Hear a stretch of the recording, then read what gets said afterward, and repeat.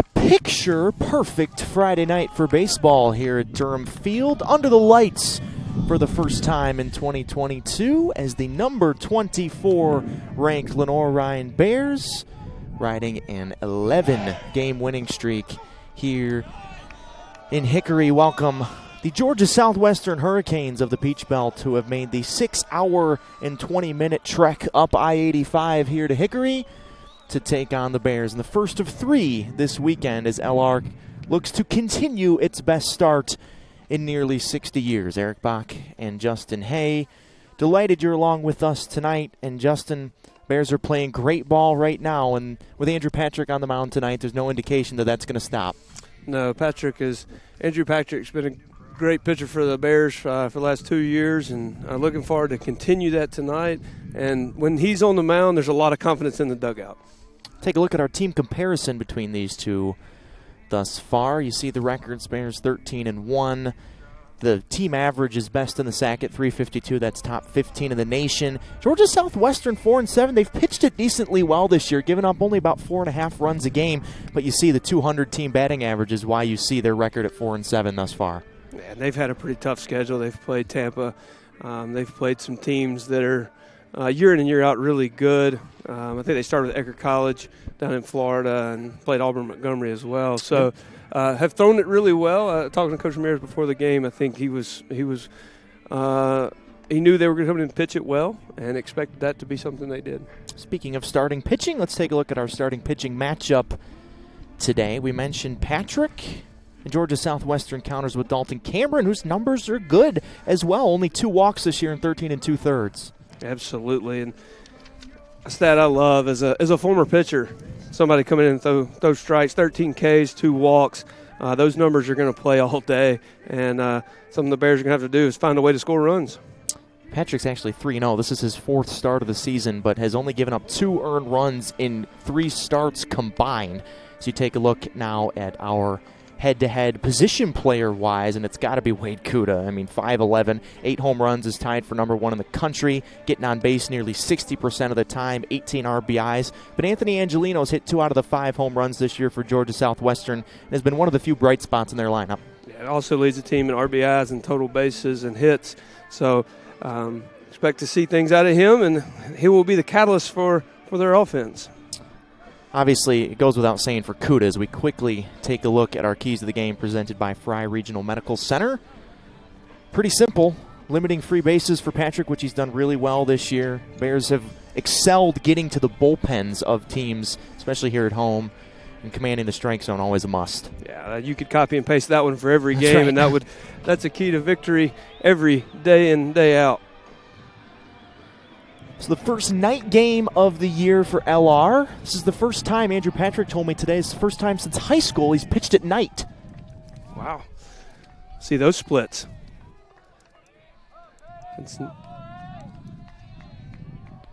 Miles Hartfield digs in. We'll take a look after Hartfield hits at the Georgia Southwestern starting lineup. As the sun is setting on this 63-degree Friday night. Can't ask for a better day. Can't see one single cloud in the sky. Wind is blowing a little bit, but not too uncomfortable. And Andrew Patrick delivers the 0-1 changeup. 0-2. Absolutely. Hartsfield's coming into the game hitting .216. Finding his way on base at a 408 clip. So not a bad on-base percentage out of the leadoff spot there. Down 0-2. Patrick just misses with a fastball down and away, a ball and 2 strikes. Anxious to see Patrick be economical with those pitches early in the game, get deep in the game here. Good quality start for the Bears. Works from the windup. Flies high, 2-2. LR, the only team in collegiate baseball at any level, divisions 1, 2, or 3, to win 13 games so far this year. The 2-2. Upstairs again. Good eye from Hartsfield to battle it back to a full count. It's a pretty impressive start to the season for the Bears, and they've kind of done it in all phases: defense, pitching, hitting. That's something that's going to keep you rolling. Starting pitching has been great. And Andrew Patrick's 1 for 1 as he strikes out Hartsfield with a good fastball right on the corner. as Patrick records his 22nd strikeout of the year. And 19 and a third inning pitch. So striking out about 1 an inning. Yeah, almost exactly. A little bit over. Big hack by Reed Ragsdale, the left fielder for Georgia Southwestern. Hurricanes come in 4-7, around 500 a year ago. They play in a tough league. The Peach Belt is as good as it gets in Division II. So they hung in there last year. Basically, very similar seasons last year between these two teams. LR, 5 games over 500 in a really tough league in the SAC, and Georgia Southwestern, 2 games under 500 in a really tough Peach Belt. But this part of the country plays baseball just about better than anyone else. And the 1-1. This one's lined down the left field line, tracking foul, and it is foul into the Bear bullpen. 1-2 on Ragsdale. And going back to the conferences, you'd be hard-pressed to find 2 conferences this close together. There's a lot of crossover between the 2 conferences that are as good year in and year out, top to bottom. The Peach Belt historically having multiple teams ranked, and obviously the SAC right now having multiple teams ranked. Fly ball right field. David Bell to the gap. 2 outs. And Patrick doing exactly what you want your starter to do on Friday night, under the lights, energy going. The adrenaline's pumping. He's pumping strikes in there, 2 quick outs, and looking to get the Bears offense into the dugout. He'll have to get through Angelino, who we hit on in the open, leading the Hurricanes in hitting this year at an even 300. 2 homers, 8 RBIs for Anthony. Check the swing, but it's a called strike anyway. Anthony from New Jersey. 6'3", 210-pound junior from Deptford, New Jersey. Escaping the cold in South Georgia in the 0-1. Half-hearted swing as he tried to hold it back, but a good breaking ball at the bottom of the zone, 0-2. Angelino obviously sitting dead red fastball. Coach Beasley going with the back-to-back breaking balls there. He's picking it up late, as you can tell by his check swings. Same pitch. This time Angelino lays off 1-2, but that's something that the Bears, they've been really unpredictable in their sequencing this year, which I think is a really large credit to Derek Beasley because he's the one calling all the pitches. Absolutely. And right there, you just wanted to see that slider start more into the strike zone and then dive out. It started a ball and was easily read by Angelino. Breaking ball, threw him 4 straight, picked up 2 strikeouts. In a 1-2-3, top of the first. Can't ask for a better start if you're the Bears. They'll try to strike first on the scoreboard when you come back to Durham Field on the Bear Sports Network.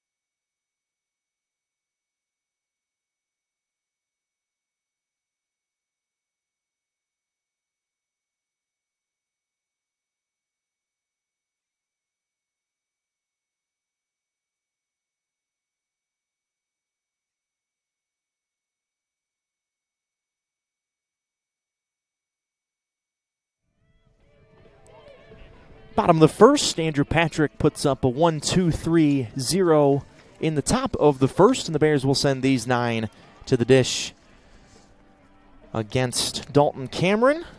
It's basically the same names, and why not, the way the Bears have been going. But back to their positions that they've been playing. We saw some position shuffling on Wednesday night, but Ynesta back to third, Perino back to first, Clarno behind the dish, and everyone else exactly where they have been the whole year, Justin. Absolutely. And talking to Coach Ramirez during BP, just talking about finding that rhythm on defense and getting guys in the right place. He's got a lot of options, got a lot of guys swing the bat well. We obviously highlighted Kuda at the beginning of the game. But, 4 guys hitting over 350 right now kind of makes that lineup easy to fill out night in and night out. 2 guys.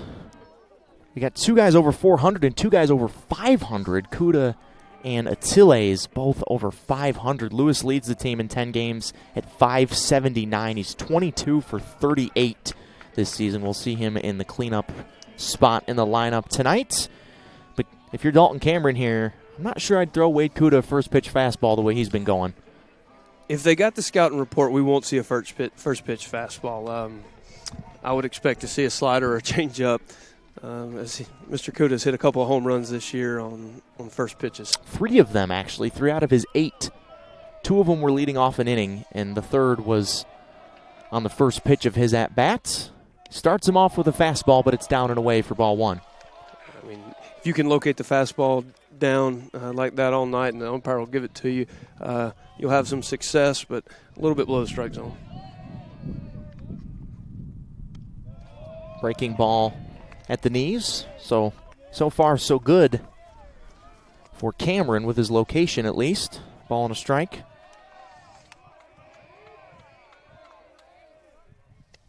Downstairs again, 2-1, but it's got to be a good sign if your head coach, Josh Mcdonald, just the quick look at Cameron. If he's missing down in the zone, and that's where you got to live against this lineup. Absolutely. You can live at the knees, find the bottom of that strike zone early in the game, and pepper it with strikes. You've got a chance against this Bears offense, but again, still searching for it a little bit right now. 3-1. The last start for Cameron was a good one. 6 innings, got the win, gave up only 4 hits, 1 earned run, 8 strikeouts, no walks. Kuda got a good pitch on 3-1 and fouled it back to the screen, full count. Yeah, absolutely. He wants that one back. That's one that we haven't seen him miss very often early in the season. But expect to see probably a breaking ball here, 3-2, after changing the eye levels and going back to the bottom of the zone with something. Wave and a miss. Looked like a changeup down and away for Kuda there, and Cameron strikes him out to start things off here in the bottom of the first. Yeah, and that just goes back to that 3-1 fastball. It was elevated. The first pitch Kuda had seen above the knees, so tough to get the barrel to it. Then back with a changeup. Just looking at the stats, we can expect to see some really good pitching tonight out of both sides, but especially from the Canes. I would think that Cameron would be their number 1 guy given the starts that he's made. Did get kind of roughed up against Tampa, only got through 1 inning in that start, gave up 3 hits and 2 earned runs. Really battled against Auburn Montgomery, which is another good team. 4 2/3, 6 hits, 2 earned in that one. Laskowski's quickly down 0-2, fouled back to the screen. But the Bears, they've had their moments of jumping on starting pitching, but it's the lion's share of the damage this year has been done against either the starter the second time around or the bullpen for LR. Laskowski takes a pitch upstairs, 1-2. And you can expect everybody to run out a really good Friday night starter. Just watching games in the office before I came out, saw a lot of unknown teams, unranked teams beating some ranked teams on Friday night. Laskowski popped up straight behind home plate. Wozniak back to the fence, and it just barely gets out. And it's just a harmless foul pop-up. Still 1-2 on Laskowski. 3:08 for Cole. Started every game. First forward shortstop. Last 10 at second base. 1-2. And it hits him. Loses control of the breaking ball, and Georgia Southwestern trying to say he leaned into it, but I think he stayed within his plane there, and he's aboard. Oh, absolutely. They're going to have a good argument here as it was close, but as you said, he stayed in there as he rolled with the breaking ball. Always something as a coach, I thought I had an argument as a hitting coach is, hey, you've got to roll a little bit to hit that breaking pitch as it breaks away from you, so the elbow's going to stay there. And good to see a runner on base in the first inning. Josh McDonald upset with that call, but I don't think that there's – I mean, Laskowski's obviously not trying to get out of the way there, but the rule doesn't say you have to try to get out of the way. Yeah, and you didn't see him hinge at the waist and really, throw the arm out. He just turned into it, which is in his right according to the rules. So now Drew Yanesta, one of the guys that's over 400. There's a strike at the bottom of the zone that Wozniak drops. 4:07 for Drew. Transfer from Erskine. Got off to just a super hot start. Had multiple hits in his first 6 games. And has come down to earth a touch since then, but still really good. 2 homers, 9 RBIs for Drew. Still getting on base over half the time. in the 1-1. This one's crossed to left field. Goodbye. What a start. That ball was up, and he didn't miss it. Got the barrel there, and I think you can credit that to some good at-bats from the people in front of him, seeing all the pitches, and when he saw that pitch elevated, he didn't miss it. Ynesta hits his third.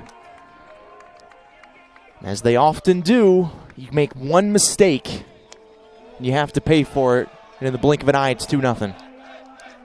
Take a look at the Spangler replay. He knew it was gone as soon as he hit it. You feel those coming off the bat, and that one felt good, even as the temperatures start to drop a little bit. Or you don't feel it, because right off the barrel, those just fly. And Drew Ynesta, first team All-Conference Carolinas last year, and Erskine came in with high expectations and has exceeded all of them so far.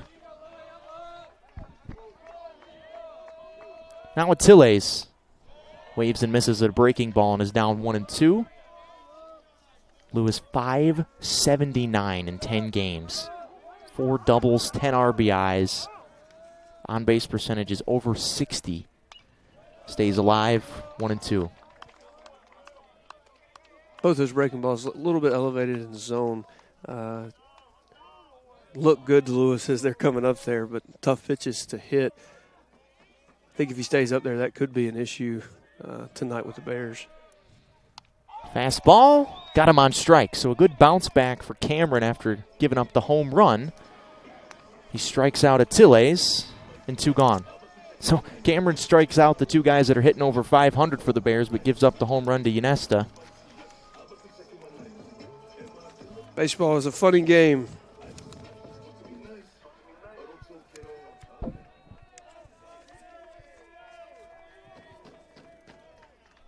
So now Anthony Perino, national RBI leader.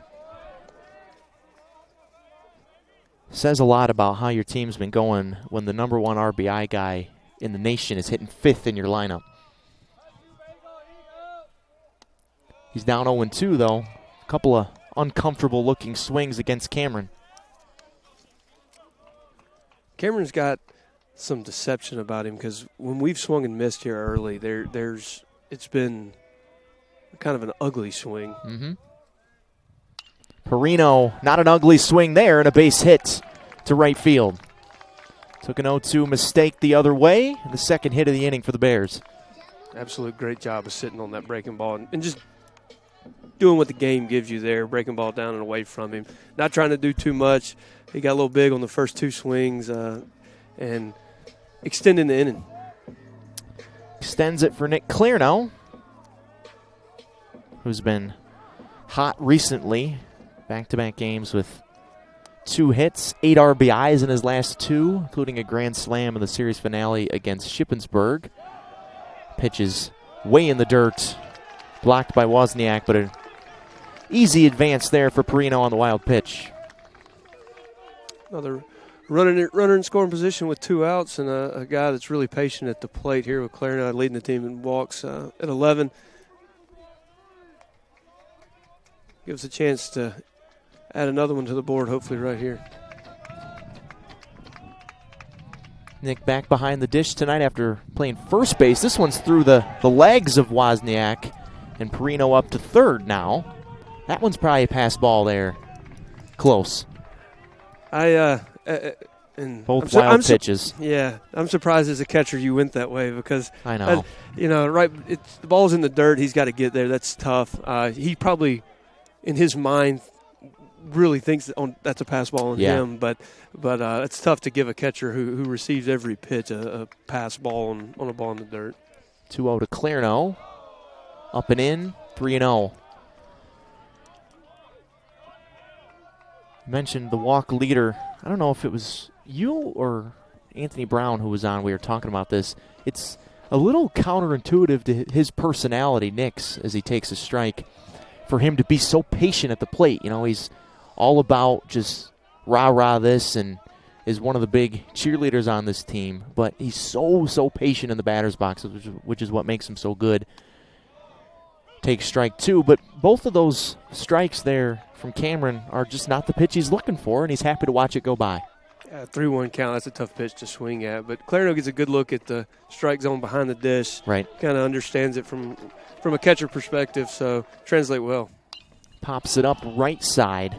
First baseman Angelino drifts into foul territory. This is a tough play, but he makes it, backpedaling onto the logo down the line, but the damage done in the first. Ynesta goes yard. It's 2-0 Bears after 1 on the Bears Sports Network.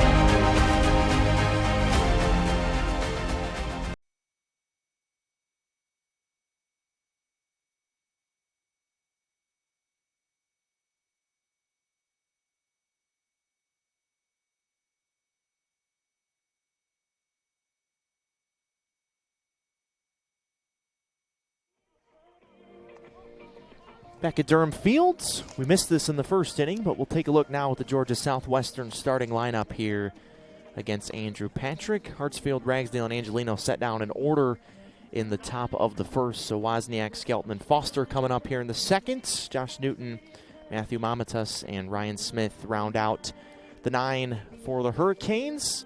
Looking for a signature win here tonight that can really kickstart their season if they're able to win at least one, maybe 2 of these 3 games here in this series. Absolutely. As you climb in the rankings, Bears getting in the rankings for the first time this week, that target just gets bigger on your back as people start coming to town. So, as you said, it could be something to jumpstart their season, and the Bears fighting to make sure that doesn't happen. Really efficient first inning for Andrew Patrick. Only 14 pitches, pair of strikeouts. So the Bayer ace pitching in his first collegiate night game. Transferred in from Catawba Valley Community College, and they don't have lights over there, so always pitching during the day. First night start here at LR. Facing Wozniak, the cleanup hitter and the catcher, and Wozniak rips this one to left field. This is trouble, and it's over on a hop over the wall for a ground rule double. So Wozniak takes the first pitch of the inning on a hop over the left field fence, and a good start here in the second for Georgia Southwestern. Yeah, Wozniak was sitting on that pitch and gets his 5th double of the year, team leading 5th double. Not the start Andrew Patrick was looking for there, but excited to see if this is where the baseball becomes fun. Excited to see if you play for a run here, you bunt here. Everybody's got different ideas on that kind of stuff, so or you let this guy swing away. Wozniak second on the team in RBIs as well, only to Angelino. Tyler Skelton at the dish now. Off to a bit of a struggle thus far offensively.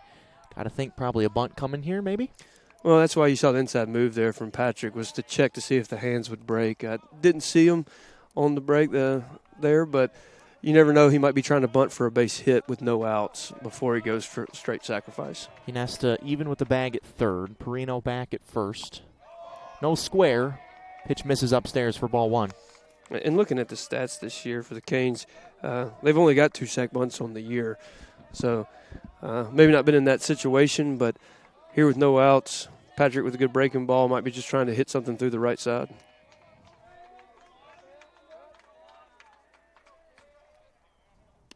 2-0, breaking ball down and away.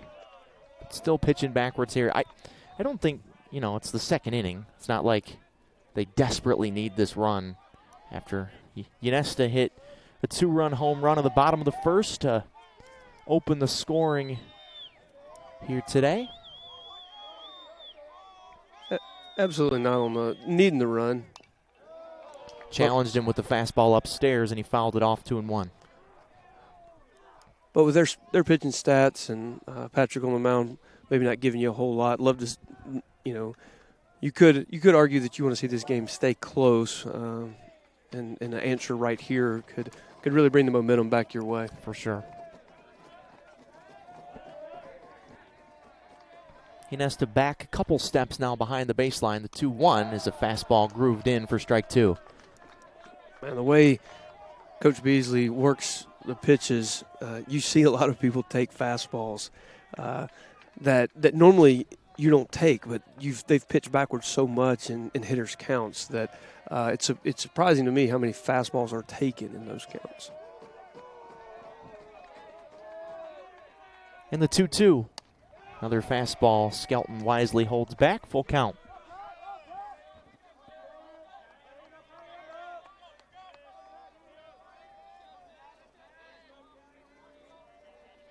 So leadoff double by Wozniak here in the second. Skelton trying to move him at least. Full count pitch. Breaking ball, upstairs, ball 4. Good at-bat from Tyler Skelton. And the first 2 men are aboard here in the second against Patrick. Yeah, absolutely great job laying off that pitch. From this angle, looked like it started in the zone and broke out. He must have been able to pick up that it was a breaking ball, was going to leave the zone. But in a 3-2 count there, a good pitch, probably in the part of the play that you're looking to protect because you're wanting to try and move the runner there with the ground ball at least. So not a terrible pitch by Patrick right there. Just Skelton had some patience at the plate. Good plate discipline. So now Hunter Foster making his 7th start of the season. Another breaking ball. Can't get on top of for ball 1. Hunter, the redshirt junior from Hazelhurst, Georgia. In 6 games this year at .235, 4 for 17. 3 RBIs.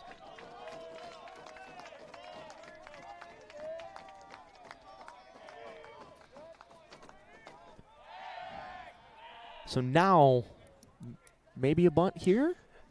With the force everywhere, it becomes a little dicey. As a coach, you teach that when you see the inside move in a bunt situation, you will show it. To me, that was more of a reaction of, hey, I see the inside move. I'm going to show it so you think I'm bunting, but I don't think he's really bunting. He might prove me wrong right here. Very narrow stance in the back of the box. 2-0. Breaking ball. That's the thing, is that even when you're behind in the count, Patrick will throw you any pitch. It's actually now just 1-1. No, Danny, not 2-1.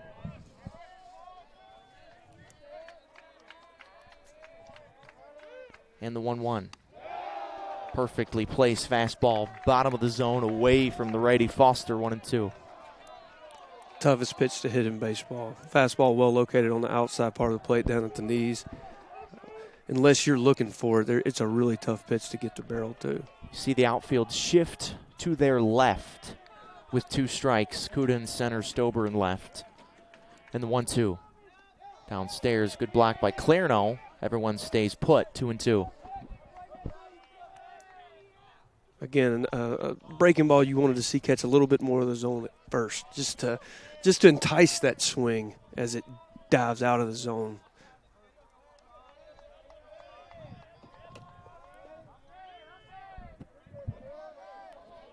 Ground ball here would go a long way for Patrick's pitch count. Instead, he misses inside, full count. Good eye from Foster there. Skelton and Foster have taken some tough 2-strike pitches here and have stayed alive. That's a great take. I'm not sure he took that pitch because he wanted to. I don't think he was expecting that pitch there. Great location by Patrick. A little too far off the plate. Still thinking about Wozniak back there at second, who led things off with a double here in the top of the second. 2-run homer from Drew Iniesta in the bottom of the first. Open the scoring as the Bears look to win their 11th straight game here tonight. All of them at home. This is the final series of a 13-game homestand. Full count pitch. Breaking ball. He got him on strikes. Top of the zone. It's a big call in this inning as Foster gets set down for the first out. Foster showing a little bit of question in that call there, but two close pitches to take with two strikes. And eventually Patrick's going to get the benefit of the doubt for being around the zone that much. Really good pitch. Late break on the breaking ball. And would have been tough. Probably would have had to try and foul it off. Third strikeout for Andrew. And now Josh Newton, the DH. Have to try to get these runners moving here now with one out. Another breaking ball, another strike. Patrick's refound that groove that kind of got disturbed a little bit by the leadoff double and settled back down and starting to find the bottom of the zone again with the sharp break on the breaking ball. Newton's still looking for his first hit of the season. The redshirt freshman is 0 for 13 in 5 games, but this one is hammered to left field. Stober at the wall, and it's gone. What a time for your first hit. It's a 3-run homer, and Georgia Southwestern has taken the lead. A lot of credit right there for not missing that fastball. Put a good barrel on it. And not what Patrick wanted to see right there, but with his experience, we will see him get back on the mound and start pumping strikes in and get us out of this inning. Fastball up and in. Newton did not miss it as Stober ran out of room. So 2-run homer for Unesta in the bottom of the first. 3-run homer for Josh Newton here in the top of the second. We've got some fireworks here under the lights early on at Durham Field. Patrick bounces back with a strike on a breaking ball to Mamatas. And I give a lot of credit to his teammates in front of him. For any time you see somebody that on time on their first at bat against a guy like Patrick, you can give a lot of credit to their ability to pay attention in the dugout, but the fact that two guys in front of him went to a 3-2 count, saw a lot of pitches, that really helps the on-deck batter.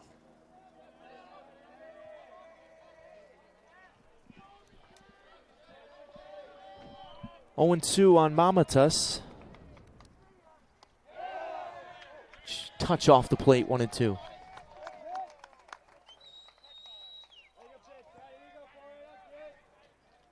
Matthew, the redshirt junior from McDonough, Georgia. 194 early on, and Patrick bounces back after the home run with a strikeout. Number 4 for him, and 2 gone here in the top of the second.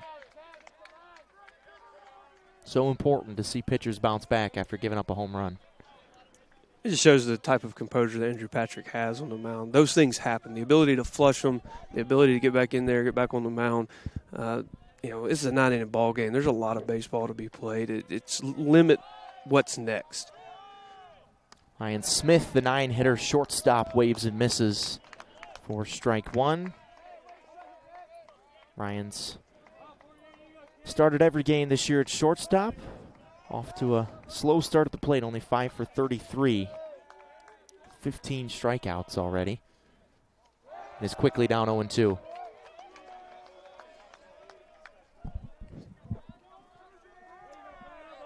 Patrick back to working quick, changing speeds. Again, the seniority there, the experience, showing after the home run. Trying to get out of the inning. Just misses 1-2. Clarno looked crossed up yeah. there, or that pitch had some wicked break late. Not often you see Clarno chasing a pitch. He usually beats the pitch to a location, but he followed that one down into the dirt. I'm not sure if he was crossed up or not. Again, touch off the plate. 2-2. Clarno, I think letting Coach Beasley know that pitch was off the plate, and it looked really good from this angle, but reached a little bit for it. Smith stays alive off the handle on the breaking ball. Up and in, still 2-2. Ryan from Griffin, Georgia. 6'3", 156 pounds.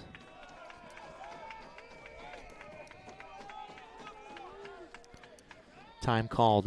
I think Patrick's having a little trouble seeing the signs here with the shadows and the lights here as we play our first night game of the season here in Hickory. 2-2. Downstairs again, full count. Bottom of this lineup for Georgia Southwestern, really battling Patrick here in the second. It's good to get production out of the bottom of your lineup. That's always a cherry on top. Right. Full count pitch. Got him on strikes. They're taking a lot of pitches. Patrick paints the corner, ends up striking out the side in the second, but a 3-run home run by Josh Newton gives Georgia Southwestern an early lead here on the Bear Sports Network.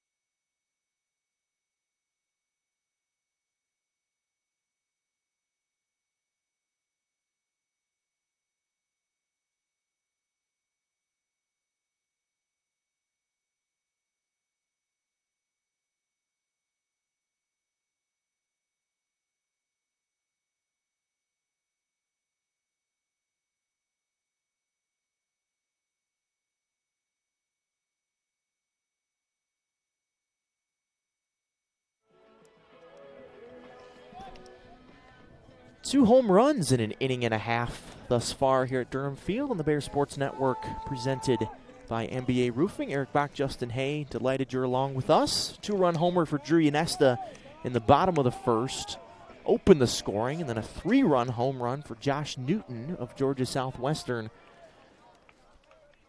gave the Hurricanes the lead as Scott Metzler digs in and swings and misses for strike one.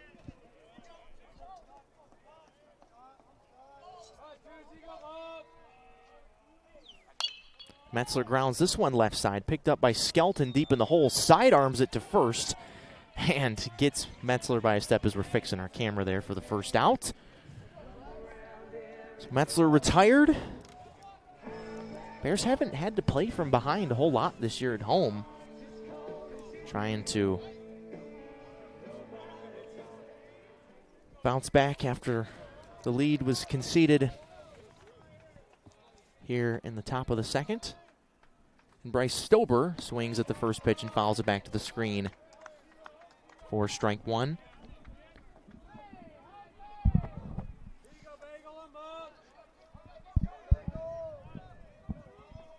Bryce, the Hickory native. Big upset last night. Hickory High School men's basketball, they were number 1 seed in 3A, and they got beaten around a 32 last night at home. Little early March Madness.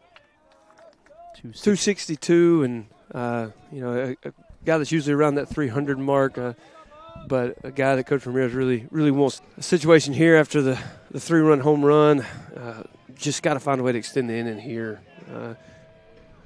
Allow Patrick some more time in the dugout to relax a little bit, flip the lineup late in the game. Another guy over 300 for the Bears is David Bell. Lunges at the first pitch and fouls it back to the screen for strike one. 319 for David. 13 RBIs. Tries to bunt for a hit and pops it foul, 0-2. Skelton playing 6 to 7 steps behind the bag at third base. If he gets that ball down and away from the pitcher, it'll be an easy base hit. It's going to be there for the Bears, it looks like, tonight for a base hit, and hopefully we can take advantage of it. Cannot in this at-bat as Bell goes down swinging.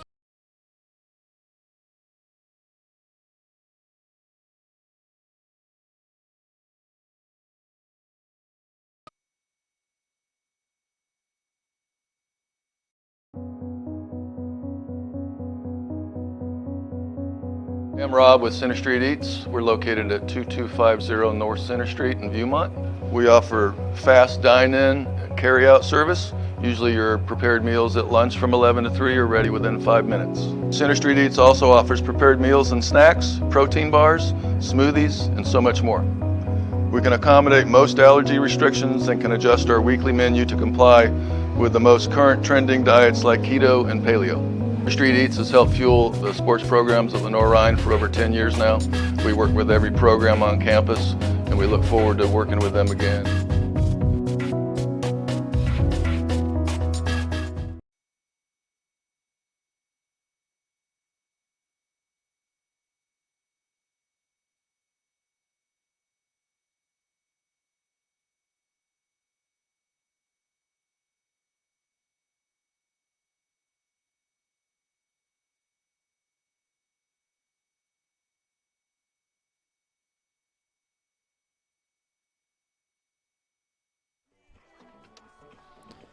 Top of the order in the top of the third, coming up against Andrew Patrick, as the Hurricanes of Georgia Southwestern hold a one-run lead over the Bears of Lenoir-Rhyne on this Friday night in Hickory. Eric Bach, Justin Hay. Grateful you are along with us on this beautiful, now has turned a little chilly Friday night. Miles Hartsfield, the leadoff hitter, who struck out against Andrew Patrick in the first, watches ball one miss upstairs here in third. All our runs in this game have come from home runs. 2-run homer for Drew Yanesta, 3-run homer for Josh Newton for the Hurricanes. There's a strike at the bottom of the zone, 1-1. Clarendon's stealing strikes for us there. That ball's down from the strike zone where it's been tonight, but a great job funneling that ball back up to the middle of his body and making it look good. Not going to get the call there as it bounced behind home plate, 2-1. As catching's evolved over the last few years, as analytics have become more important, you've seen a little bit of change in the way the receiving has went, and the ability to get a pitch here and there has really helped some pitchers out, and Clarendon is one of the better ones at the receiving of pitches. And I think that pitch is probably a strike, but it hasn't been tonight. Right. He did a great job stealing that for us. Down at his ankles again, 3-1, but he did that last inning as well after the home run, back-to-back strikeouts on pretty borderline pitches for Patrick. Trying not to issue his second walk of the day here on a 3-1 pitch, and he does, ball 4. Second inning in a row, the leadoff man has been on as Wozniak led off the second with a double and ended up coming around on the home run. That leadoff man on gives you a lot of options as far as what you can do here. Not only you're at the top of your lineup, but leadoff man on with no outs, bunt, hit and run. Let him swing away. Rasdale at the plate. It's a move over to first. Nothing happening for Hartsfield over there at first. Ragsdale's got 2 triples this year. No home runs, but 2 triples, which I would argue might be even more difficult to do. Hit a ball decently hard to Bell in right field in his first at-bat and takes the first pitch on the corner for a called strike. Triple's the most exciting play in baseball for Sure is. sure. And for somebody with my speed, it's definitely way harder. Hey, you were talking yourself up as a base runner the last time we were on together. So, which one is it? I guess you can be slow and a good base runner. Absolutely. Big secondary lead for Hartsfield. The 0-1 pitch fouled straight back. Look out if you're driving behind Durham Field right now. 0-2. Good long hold there by Patrick. Might have had the steal on there, but a good 3-second hold kind of set the runner back on his toes. Had to bounce out of it. Didn't see any action there.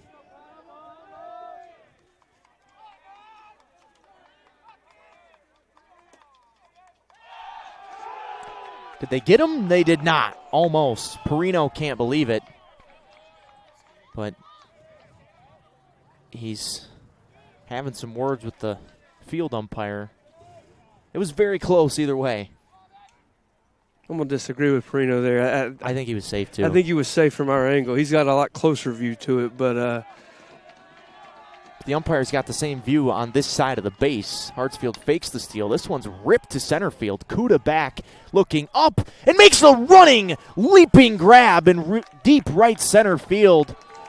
Does it with the bat, does it with the glove there. That's an unbelievable play. That is absolutely amazing. That play, it's not one that's going to show up on the top 10 on SportsCenter, but that play is extremely hard to make. And a dead sprint to reach up at the last second and make that play. A lot easier. It looked a lot easier than it is. Ragsdale's squared up 2 balls against Patrick, but nothing to show for it as Hartsfield had to retreat back to first. Now Angelino, who struck out in the first, gets a second chance here in the third.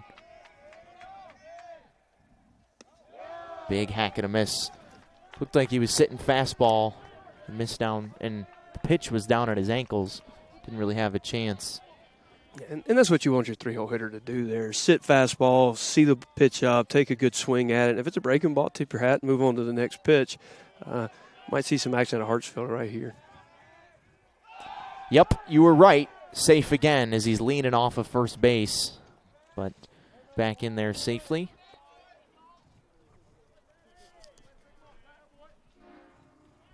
Will they take it off or leave it on is the cat and mouse game that we play now. Angelino's got, I don't know if it's a lineup card or a sign card or something sticking out of his back pocket in the batter's box. They're really thinking about Hartsfield over there. Not many stolen bases on the year, actually. Only 2 for the Hurricanes. So Hartsfield hadn't even attempted one. You hit a couple triples, you don't need to steal bases. I guess that's true.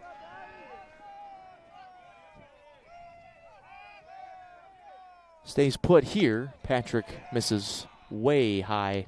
Ball and a strike.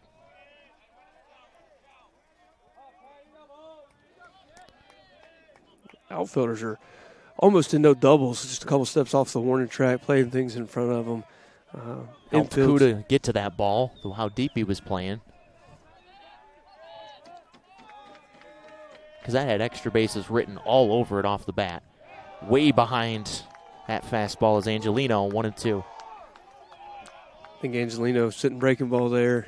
1-1 count, almost a defensive swing, and a guy that hitting over 300 is not something he's probably done a whole lot this year. But, again, the pitch calling from Coach Beasley and the location by Patrick made that a really tough pitch. Hunter fakes the steal. Angelino holds back 2-2. They want to. Oh, and they say he does go around. Field umpire makes the call from behind the mound, and Angelino strikes out for the second time. And Josh Mcdonald, who has been unhappy with the umpires already this game, continues to be. Looked like he probably held back there, in my opinion, but it was very close. Very close. When you have a 2-man crew and an umpire in the field that calls a check swing, you're always going to have coaches upset at you. That's a really tough view. Usually a guy out there makes that call only if he's certain. Yeah. And yes, he must have been certain. Must have been certain. See, a 3-umpire crew in conference play. So in this situation, there would be an umpire down the first base line, but in non-conference, only 2. And there are some blind spots in the 2-man crew. Oh, it's 100%. Tough. Something they deal with in A-ball, and yep. A lot of people deal with in non-conference. Lucky for the 3-man crew in conference. Runner goes, pitches a good one to throw on for Clerno, but he misses high, but he still gets him. Hartsfield may have overslid the bag, and Laskowski kept the tag on him, and the side is retired. So the leadoff walk doesn't hurt Andrew Patrick. Still faces just 4 batters here in the top of the third. The Bears will try to regain the lead when you come back to Durham Field on the Bear Sports Network.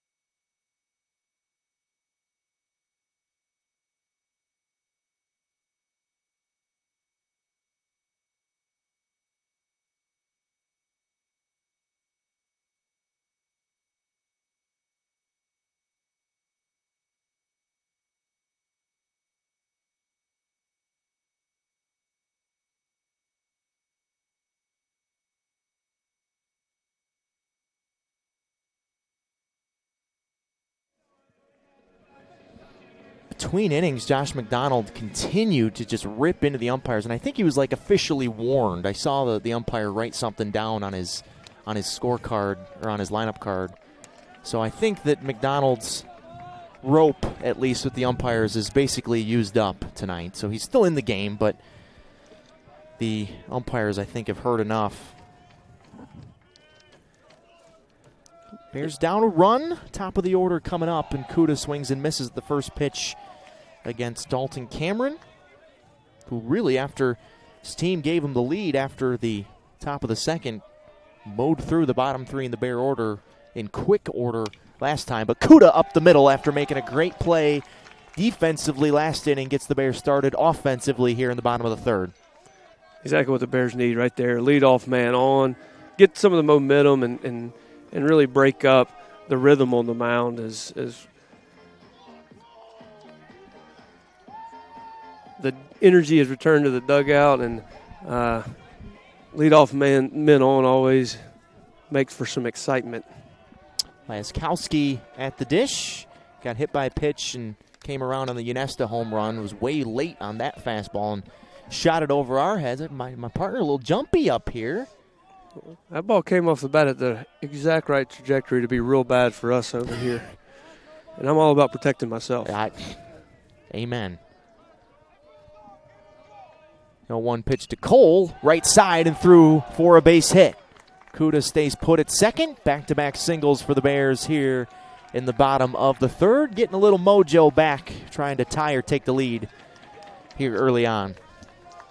And Laskowski there made great adjustments from pitch to pitch. And then they talk about good hitters being able to make adjustments from pitch to pitch. Not at bat to at bat or game to a game, but in the box. And you saw it right there. Extremely late on the first pitch. Second pitch gets the bat head out. Hard ground ball through the infield. And that's why he's having the success he is early in the season. Now what do? You let the guy who hit the two-run home run in his first at-bat swing away? That's what I'd do. Takes a strike on the inside corner against Dalton Cameron. Don't forget, we got Coach Ram coming up next half inning. Always very generous with his time during the game. He said he's giving me 3 batters tonight, so I'm holding myself to that. He said he was going to give me 2 batters last time, but both the 2 batters got out on the first pitch, so it was 2 pitches and 2 outs, so Coach was kind enough to stick with me longer than 2 pitches. Well, I think if you get 2 pitches, 2 outs, you should have just let him go. I mean, I think we'll trade that every night.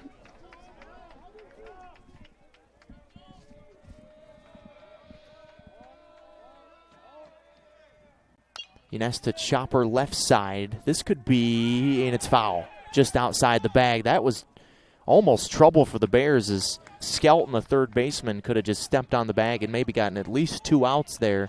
But fortunate for the Bears that it spun foul at the very last second. 1-2 on Unesta.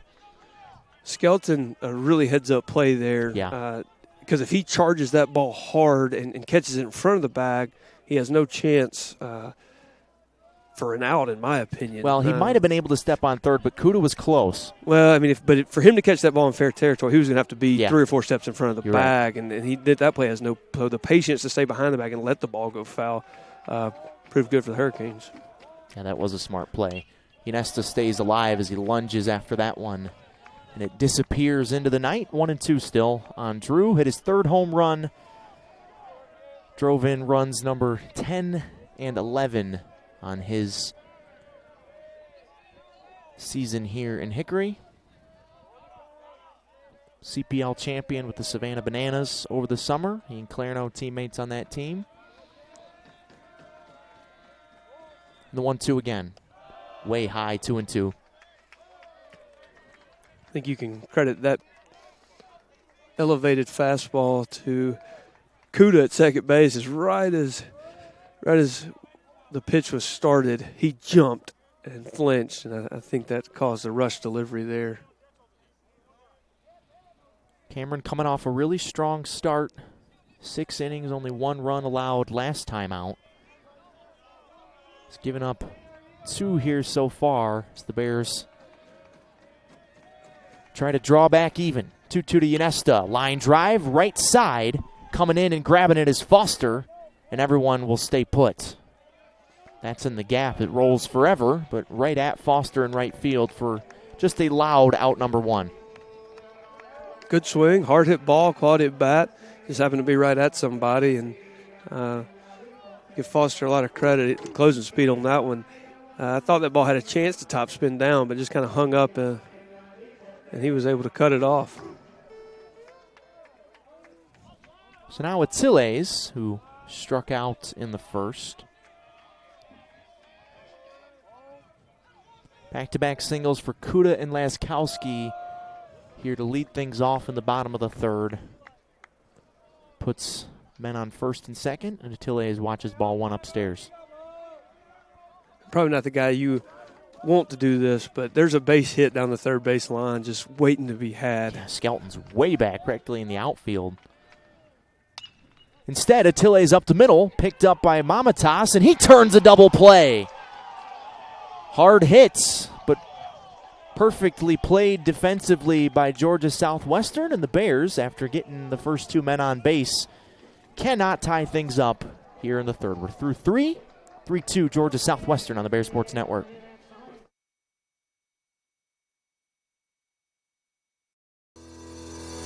Cordell Harris Insurance Agency, a family-owned and operated business serving the Hickory area since 1981, where we strive to take care of you and your den like family. As an independent insurance agency, we offer a vast spectrum of coverage for your commercial and personal insurance needs with our extensive network of providers. Cordell Harris Insurance Agency is a proud sponsor of Lenoir-Rhyne Athletics. Protect your den with Cordell Harris. Go Bears!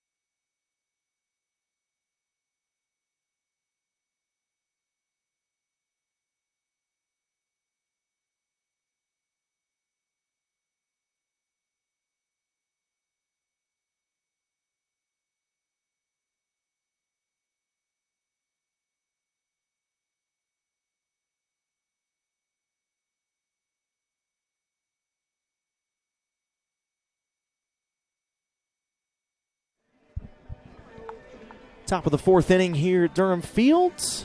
Pleasure to be joined as always by Lenoir-Rhyne head baseball coach Chris Ramirez. And Coach Ram, thanks so much for your time. Good to be at the yard on a Friday night. Yeah, it feels good. Friday night, 6 o'clock start, kind of feels a little big time, a little Division I, kind of a marquee Friday night matchup. So, yeah, it definitely feels good. Weather's nice, and we're in a good one. Yeah, you guys are in a dogfight right now with Georgia Southwestern. Patrick gave up the home run in the second, but looked pretty good other than that. What have you seen from him so far? Yeah, no, he's throwing the ball good, and, they took a couple good swings off him that inning, and, that's going to happen. And now we just got to play it straight up from here. We took good swings last inning, and, they just didn't find the outfield grass. But, it feels like a real game. We're playing, both teams are playing good right now. The way you guys have been just beating the pulp out of people, it's probably good for you guys to have a game like this to really kind of get back into the one-run close game mentality, right? Yeah, it does. It feels good. It actually does. We want to play. We're gonna have to play a lot of good teams down the stretch here, and in our conference especially that starts up next week. So this is definitely going to be a good weekend series for us. And obviously, Georgia Southwestern comes to you from a really strong league in the Peach Belt, probably the two best baseball leagues in this region, SAC and the Peach Belt. As Wozniak hits this one a mile in the air. That's a high one there. Perino, drifts and can't find it. That's a really tough play up in the lights. But that thing was, you said it, Coach, way up there. Yeah, that's a play we got to have. He makes that play. But still in the right count. We got Patty will pick us up right here. Yeah, no, they're in a really tough league and regional games. So they've played a tough schedule and they played a lot of good games already this year. So it's a good matchup. Coach Dalton Cameron doing exactly what we talked about during BP. They pitch it well. You've had some really good swings on. Had a couple Adam balls in that last inning as Patty picks you up, as you said. Yep. What do you got to do to get the offense started? As sometimes those Adam balls, you just need one to fall. Yeah, no, that's it. Just stay consistent in our at-bats, 1 through 9 in the lineup, and that's been our strength this season. And, it doesn't have to our lineup's not built to where it has to come from, the 2, 3, 4 hole, and if we don't get it from them, then we're not going to get it. I think we've got hitters and players, 1 through 9. So I think, that's the key. We just got to keep having tough at-bats, all the way through the lineup, and, the hits generally come and the runs come after that. These are the two guys, Wozniak and Skelton, that really gave Patty some trouble in the second. Wozniak with the double, who just struck out, and Skelton at the plate walked. So, it's second time around for Patty as well, maybe figuring out these hitters as well.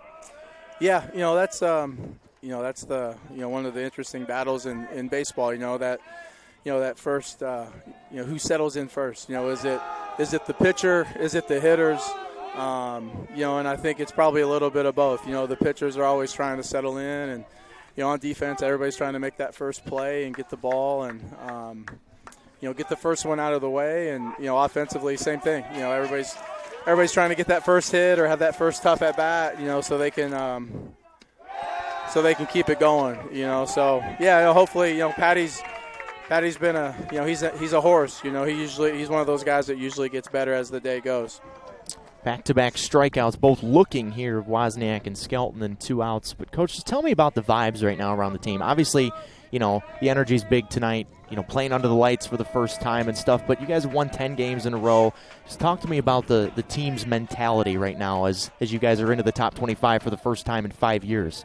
Yeah, it's obviously you can imagine and you can sense it here, in the ballpark. It's everybody's feeling good, and but I think the key is not to be satisfied, and you can't look too far ahead, you can't look too far behind, and you just got to go cliche mode on you here. Sure, right? Just one game, one pitch, but it really is. But obviously it. You don't want to overlook it. It's my one-liner to the team the other night probably was, it's a big country. There's a lot of teams that are out there trying to get ranked in the top 25, and it's good to it's good to jump in there. It doesn't mean you're going to stay, and it's certainly not easy to get there, and it's probably even harder to stay. So. But yeah, it's a good step, for our program and first time for us as a new staff here. So that's always good. By the way, the Shippensburg Series finale was your 50th win here at LR. You got 51 of them now. Nice. You guys are better at all that than I am. Yeah. 51 and 30 in 81 games. That's pretty darn good. Not bad. Not bad. We're going to go with this one right here tonight. This is the most important game we've played so far. 3-1 on Hunter Foster.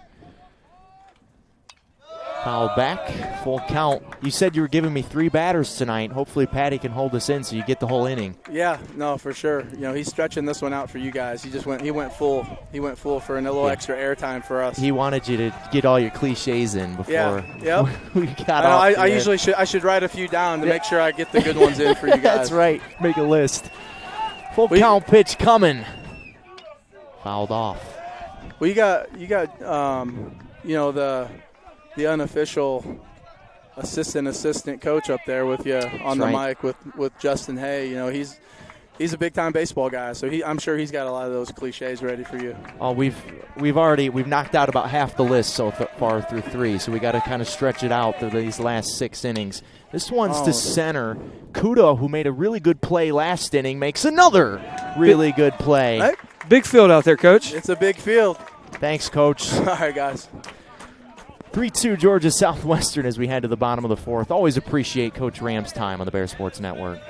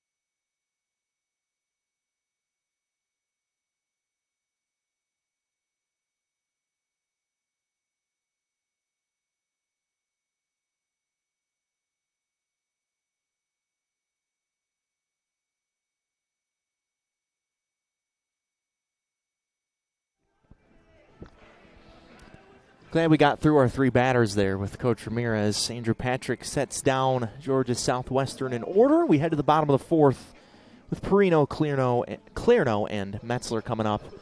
The Bears down 1, 3-2 to Georgia Southwestern. Eric Bach, Justin Hay, glad you are with us on this very pleasant February Friday night, the final Friday of February. It's almost March, Justin. Hard to believe that it's went by. February has went by fast. But you know, the stat that you probably don't know is that when we turfed the field, we moved the home plate up 7 feet. So that almost came into play there. Right. A couple times tonight. But the plate moved up 7 feet to give us some more room to the backstop. So we almost moved it up too far. Used every bit of this ballpark to hold that last one. Perino, who singled in the first, is down 1-2 here in the 4th. Cameron's doing a great job changing eye levels right now. Change-ups down, fastballs up, things that look good to the Bear hitters, but tough to get a barrel on. Only 54 pitches for Cameron. That was number 55 right there, fouled off the pole that holds the screen up behind home plate. It's a big-time field tonight here inside of Durham Field. Going to be even better when the grandstand comes in next year. But still a really nice crowd here on a Friday night.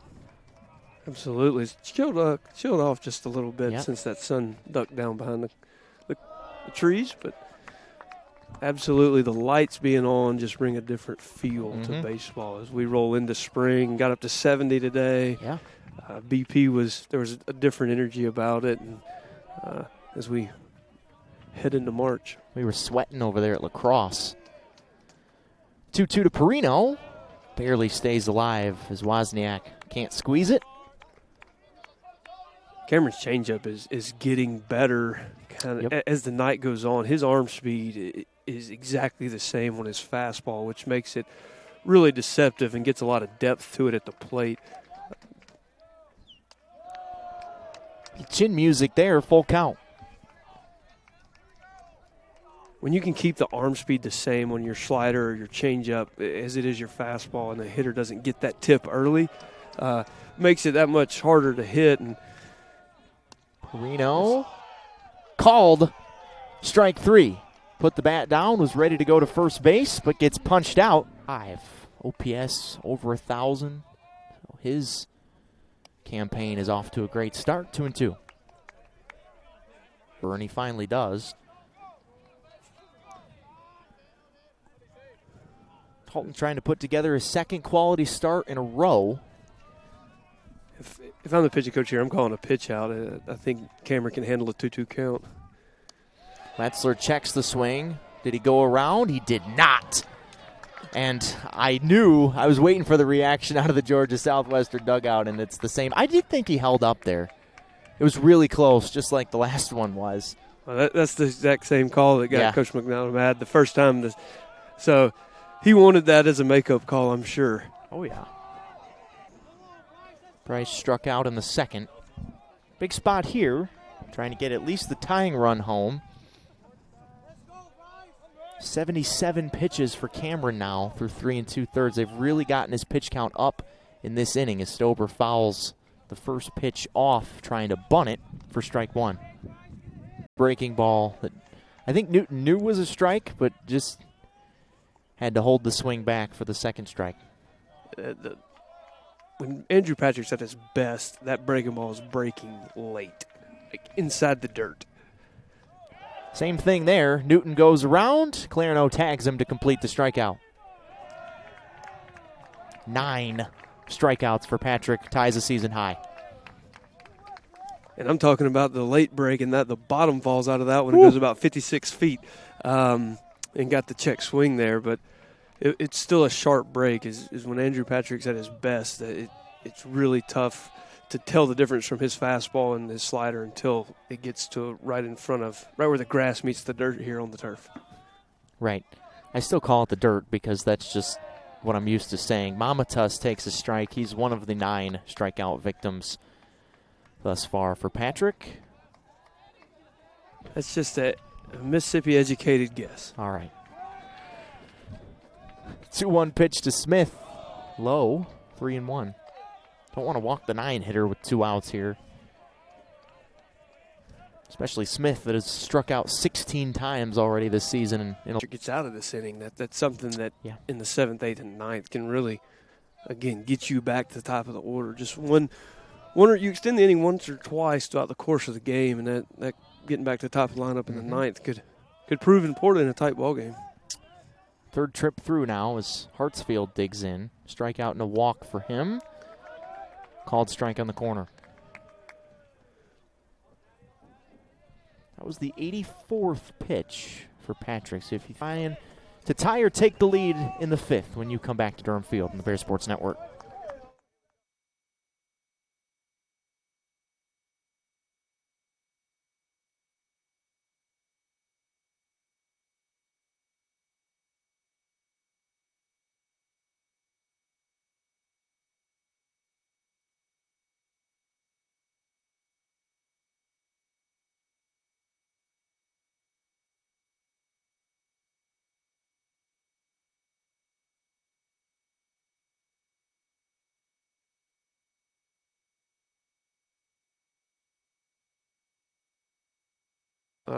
On you. Myself. Yep. I got to do a better job getting some rubber pellets there to keep that ball fair. As Leskowski did a great job with that bunt. Probably wish it would have been a little bit less fair foul. Yeah.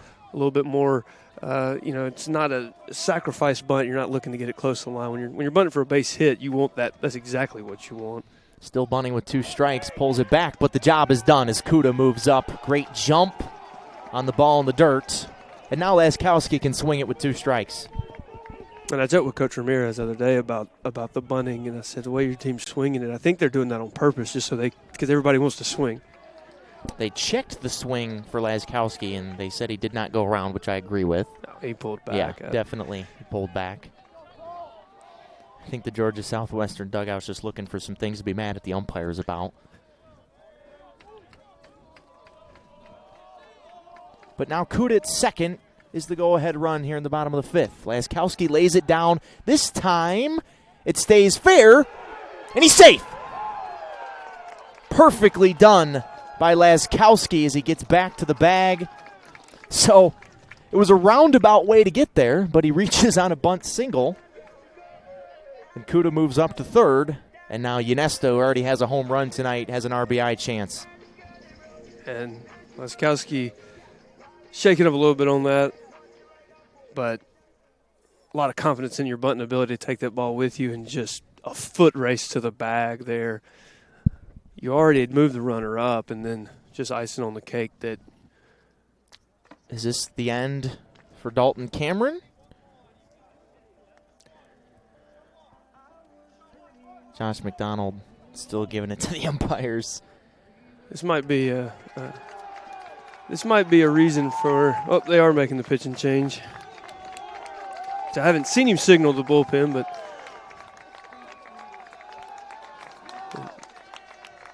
McDonald is using this opportunity to speak to the field official a little bit more. Who just backs up right out of that conversation. You know, the umpires don't want to throw him out of the game, but he might not give him a choice if things keep going down this path. The Carolina West call of the bullpen. Cameron going out. Brant Sundin coming in. We'll tell you about him after this break on the Bear Sports Network.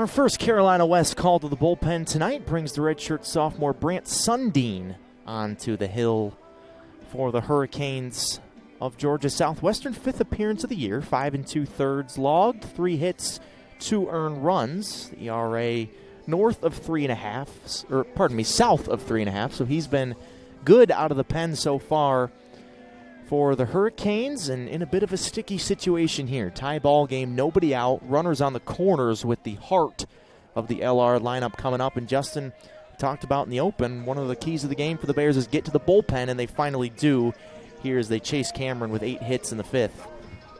Anytime you can get the Friday night starter out of the game, and in the 5th, you're going to feel good about it. So Cameron with a great outing, but to the bullpen we go. Ynesta 2-run homer in the 1st. Takes a strike, an absolute no-doubter. Tanked it straight away left field for his 3rd home run of the season. Into double-digit RBIs now, and trying to add to that total here to give the Bears their first lead since that home run. Behind that fastball 0-2. Pretty deliberate delivery from the left side for Mr. Sundin. And it's tough. You go from a right-hander to a left-hander. That changes the window where you're looking. The delivery's different. Tough to pick pitches up. Nesta catches up with that fastball but fouls it back to the screen. Still 0-2. Goes back to what we talked about earlier in the game, being able to make those adjustments pitch to pitch. And once you see the 3rd, 4th, 5th pitch, get your timing down a little bit better.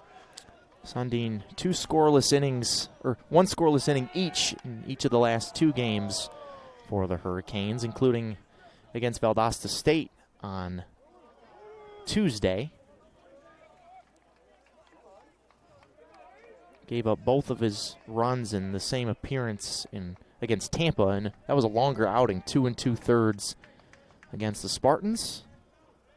The 0-2. Good eye from Ynesta to take the slider, cutting back towards him in the right-handed batter's box, 1-2.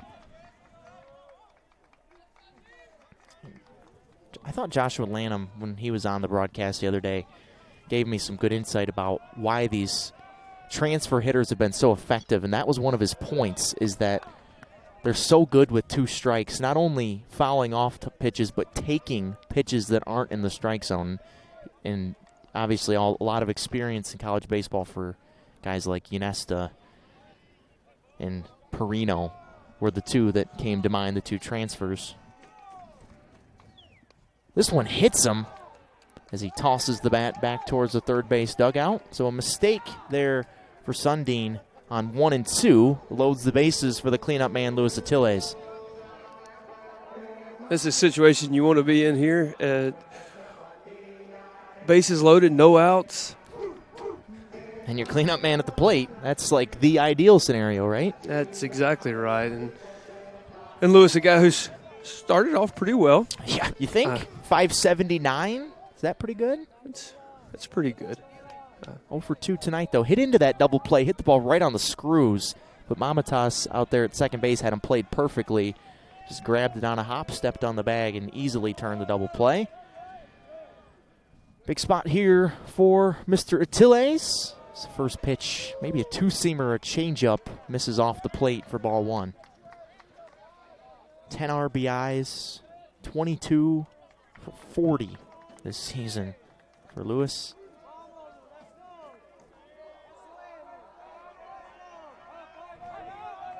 Kuda at third, tied the game with an RBI single. Laskowski reached on a bunt. Ynesta hit by a pitch. David Bell led the inning off with a triple, was driven in on the Kuda RBI single. That's how we got to where we are here in the bottom of the 5th. And what has been a really good, really entertaining ball game so far. I'm sure it's got more in store for us. Infield still back. 2-0. Line drive, soft and down for a base hit. This will score 2.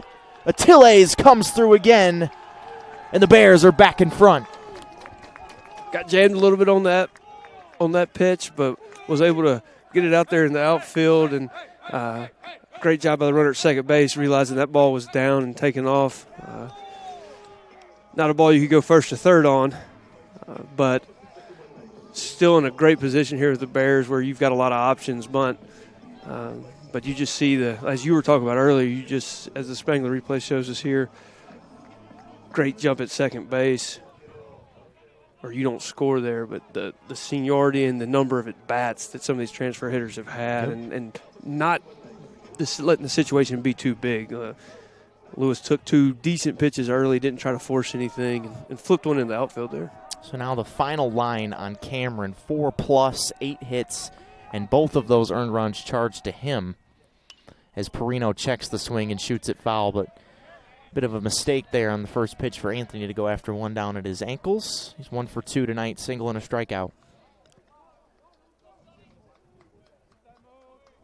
And I think that's what makes it harder for hitters is when you see your first time seeing another guy. Breaking ball fouled off again and not able to make the sliding play as Angelino as it stayed in play. Just a harmless strike 2. First of 3 this weekend between the Hurricanes and the Bears. 5th all-time meeting tonight. Tied at 2 apiece. LR took 2 out of 3 from Georgia Southwestern down in Georgia in 2019. But this is the first time they've ever met here in Hickory. All 4 meetings up to this point took place down in Georgia. Perino checks the swing and went around for strike 3, they say. Yeah, I'll have to agree with that one. Me too.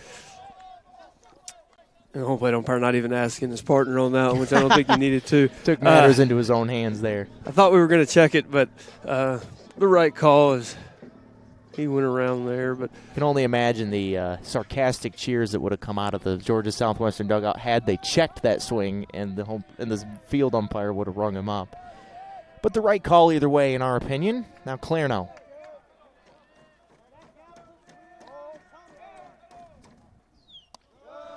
Floats up and away for ball 1. Nick won a 9-pitch battle with Cameron in his last at-bat. Singled to right field, stole a base.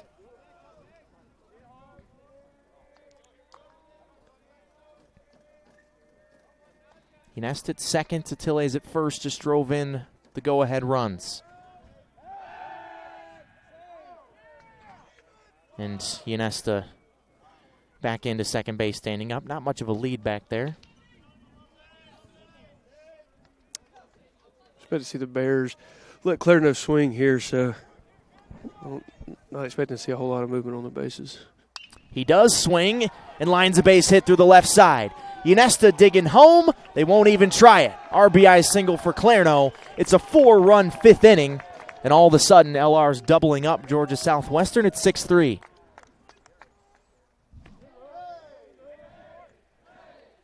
The energy's returned to the dugout for the Bears. Sure has. In a big way, and something that's been, as a coach, you really talk about.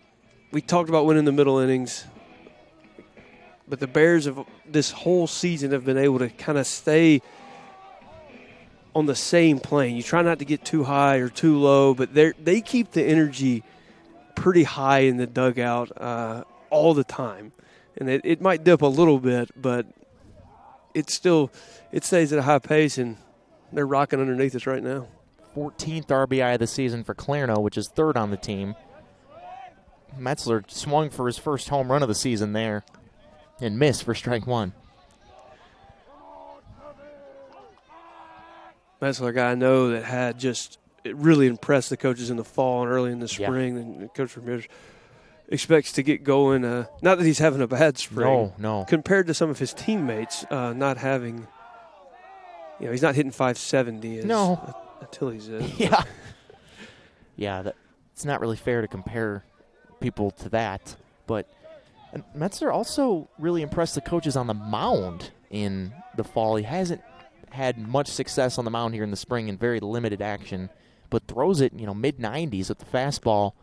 Just hasn't had a ton of control so far, but has certainly done his part with the bat. 1-1. Showed a lot of discipline laying off of that pitch there. That pitch has been called a strike a few times tonight. Scott from Tampa, Florida. Transferred in from Rockingham Community College, where he hit nearly 400 with 11 home runs last year. This is away from the catcher. Attiles takes off. The ball's into left field. And Attiles looked like there was some interference there at third base, but no call, as he got tangled up with Skelton as the ball trickled into left field. There were some tie-ups there. I didn't see anything more than Skelton trying to get up. But I think Coach Ramirez would be remiss if he didn't ask if that was interference, as they got tangled up. I don't think it was malicious in any way, just a tangle up. No, it definitely wasn't malicious, but that doesn't – intent doesn't matter in interference. 2-1 on Metzler as Clarno's up to second as well. And Scott lines one to shortstop, picked up by Smith on the hop. He'll just have to go to first for the outs. Scott hit that one on the screws and drives in a run, the fifth of the inning for the Bears at 7-3. Give Smith a lot of credit for knocking that ball down and getting out at first base. And Clarno saw that ball down the whole way. He took off. I first thought he had maybe ran up Lewis's back here at third, but Lewis took off as well. Looked off the bat like it was going to go right between Skelton and Smith out there on the left side of the infield as Stober waves and misses. But ninth man of the inning to bat. These big innings continue for the Bears. Now they have 10 hits in the game. 0-2 on Stober as he taps that one back to the bricks. 2 strikeouts thus far for Bryce.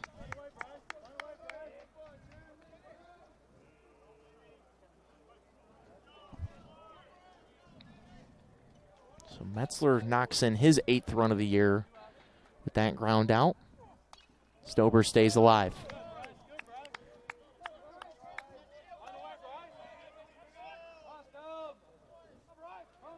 Well, we talked about Patrick not minding sitting in the dugout for a while. Right. Came to fruition, didn't it?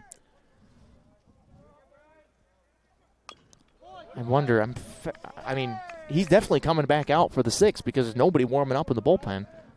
No, I think it's definitely sending him back out there. And they've had some guys down there moving around, staying with the game. But looks like Michael Allen waiting around down there. This seems like a Michael Allen type game. Stober continues to fight, fouling off tough pitch after tough pitch. It's still 0-2. This is the type of bat we expect from Bryce, especially when he's going well. Battles and battles and battles and just finds ways on. Love to pick up this 6th run of the inning right here. Clarno way off the bag at third, chopped to the pitcher, and Sundin picks it up and spins and makes a good throw to retire the side. But the damage done big time for the Bears. They get 5 runs and 4 hits and have opened this thing up to a 4-run game. It's 7-3 after 5 on the Bear Sports Network.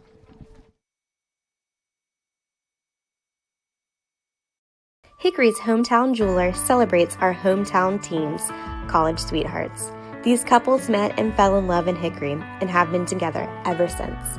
For the past 38 years, we've helped our clients celebrate a lot of milestones, and stories like these are some of our favorites. Bring your love back to where it all began.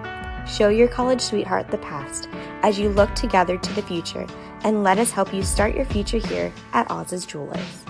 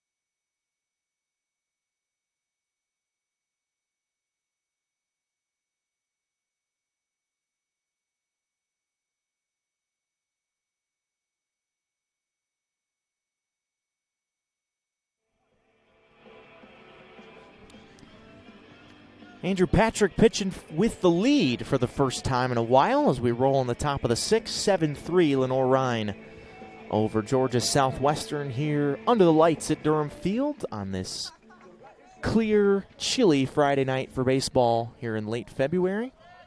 Patrick, 86 pitches through 5, only giving up 2 hits, but one of them a 3-run home run. That's why you see 3 on the board for the Hurricanes. 9 strikeouts, ties a season high. Facing 2, 3, and 4 here in the 6th, Rasdale, Angelino, and Wozniak. And Reed Rasdale, who's 0 for 2, has hit 2 balls really hard, 1 to right field, 1 to center field. Got absolutely robbed of extra bases in his last at-bat by Wade Kuda. Takes a strike, it's 1-1. Still impressed by Kuda's ability to get to that ball, and you're right, he's hit 2 balls hard. That's why you've seen Patrick throw back-to-back breaking balls to start the at-bat. You see where Kuda's playing him way back in deep right center field, which is exactly where his last ball went, right to that perfect game sign out there on the right center field wall. 1-2.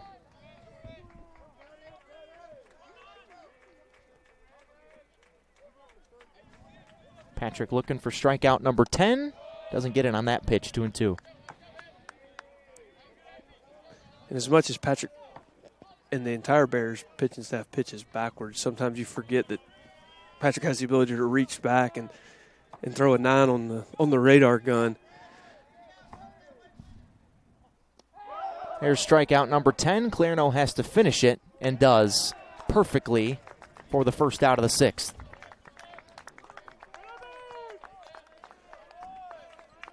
As Patrick has gotten stronger and stronger as the night has went on. And his head coach told us he was going to, and that certainly came true.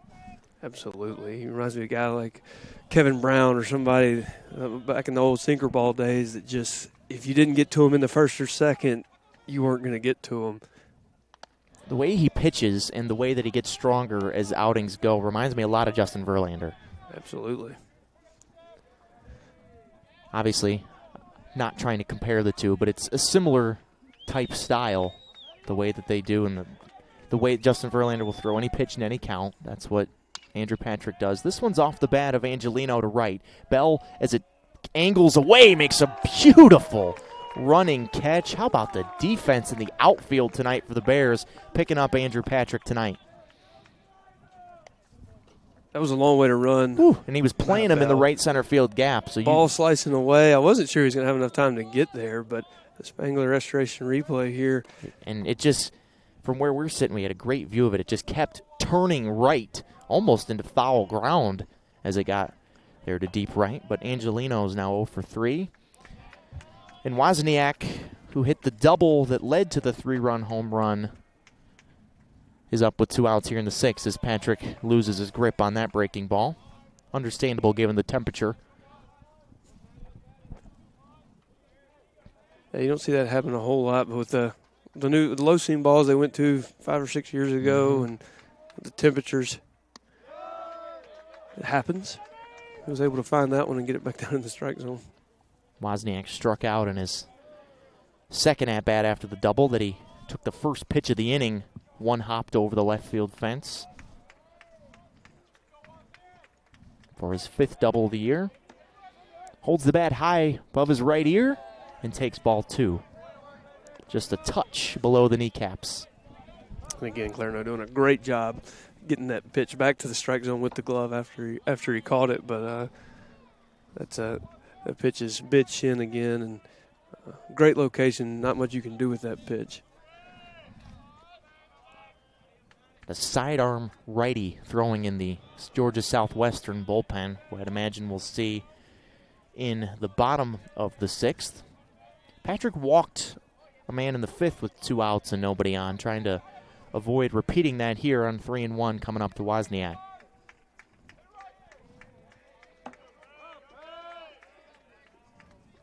Creeping up on 100 pitches, and there is ball 4. And sometimes what you don't know is working on. We said last time, like we thought it was a fastball situation, 3-1. We saw a breaking ball there, but you just don't know what coaches are trying to get their pitchers comfortable with early in the year. going into conference play, there's going to be a lot of 3-1 counts with 2 outs that Patrick's going to need to throw that breaking ball when we face some of those top-tier teams. And so sometimes it's playing for the future, right, and not necessarily right there in front of you. Now Skelton, who walked back in the second, scored on the 3-run homer by Newton, takes a breaking ball down and away for ball 1. Skelton's played a good third base tonight for the Hurricanes.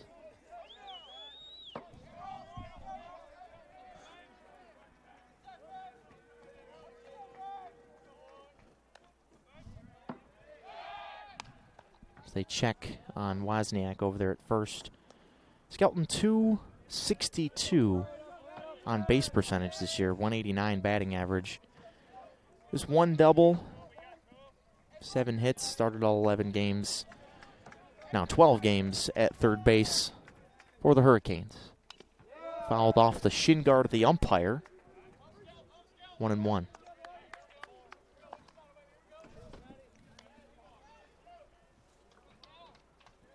Good bit of movement now in the LR bullpen as well, as people are starting to get loose and shake the coals off. Looks like Michael Allen's finally throwing.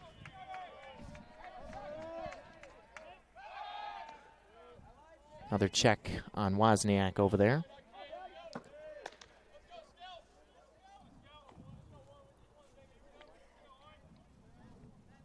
Kuda straight up in center. Stober very deep in left, practically on the warning track. 2-1.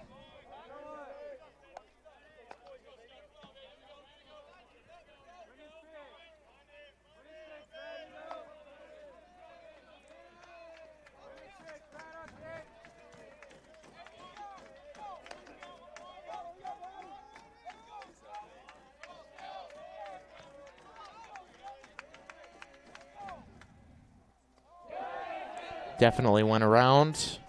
2-2. I saw the barrel come in front of the body on that one. Yeah. So it wasn't, it was a tough pitch to hold his swing on. It looked good, but again, just one of those breaking balls at the bottom fell out of right at the plate. And give Skelton some credit. He saw it starting to happen, but was just too committed to the pitch. That's why Patrick's looking for his 11th strikeout right here. Andrews made it through at least 6 in all 3 of his starts.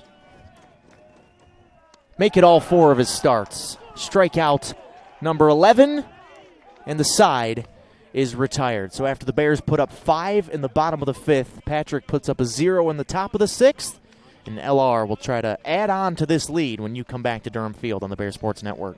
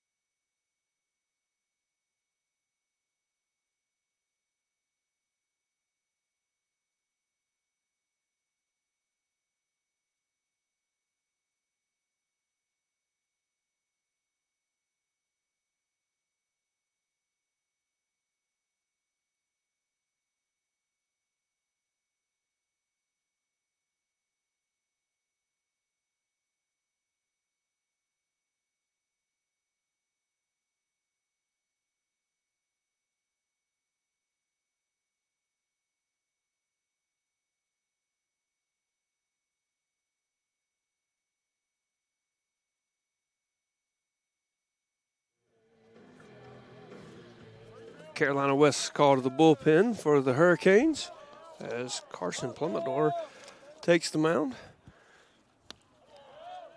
Fires his first pitch in for a strike.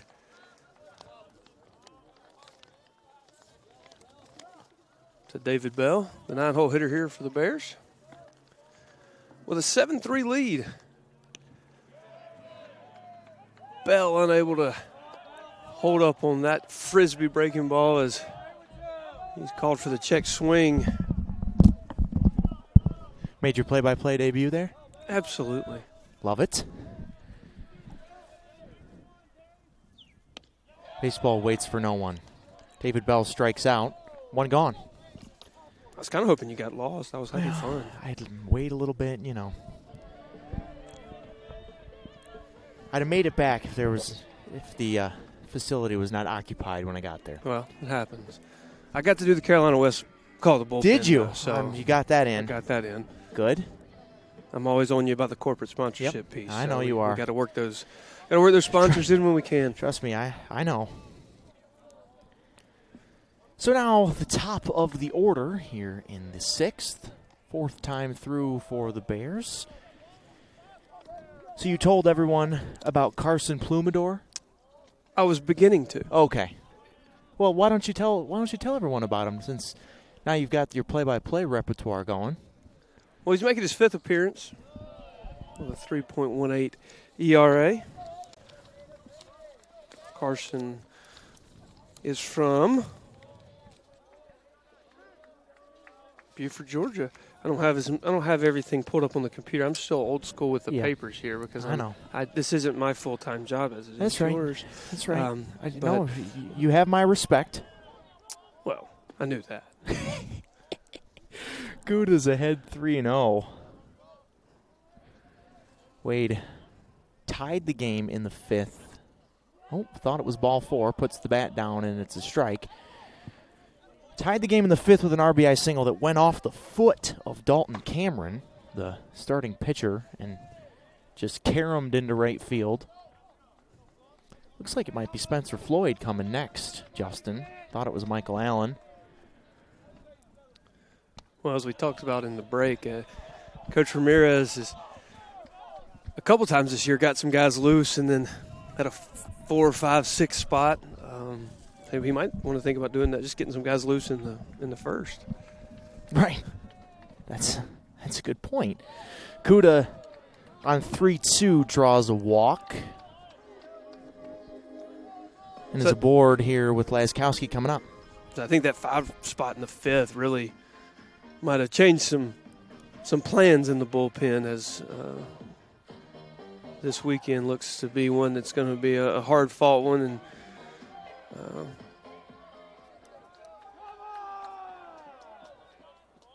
we get deeper into the game as Patrick was able to get us through the 6th there. So now Laskowski has been on all 3 plate appearances, including a bunt single. And Gouda takes second base. The jumps that he gets, reads the ball in the dirt so well on the base pass. And that's a huge asset in the leadoff spot. Somebody that can go from just find a way to move up 90 feet. Your chances of scoring increase astronomically. The closer you get to the plate, imagine that. Yeah. You move up from first to second base, your chances of scoring go up. Sometimes the game's really simple. It's the 3rd time he's advanced on a wild pitch in this game. Laskowski back to the screen, a ball and a strike. Those are the little things that sometimes go unnoticed. Obviously not by us, but sometimes go unnoticed. That we don't miss anything up here. That really help teams win. Stay out of the double play, put a runner in scoring position, put a little bit more pressure on the guy on the mound. The Bears have been doing a lot of the small things early. Plumidor, the guy on the mound, gave Georgia Southwestern a great appearance out of the pen against Valdosta State. 2 1/3, 4 hits, 2 runs, but both of those runs were unearned that he gave up against Valdosta. In a 11-5 loss down in Georgia on Tuesday. Not league opponents, Georgia Southwestern and Valdosta. Valdosta's in the Gulf South.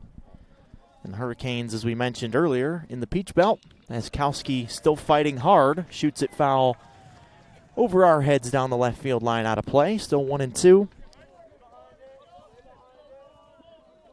Laskowski putting together a pretty good at bat right here against a guy that has been able to make it move both ways, in and out, away from him. First time seeing him, just trying to get the bat head and out and move that runner a little bit closer or even sneak it through the infield.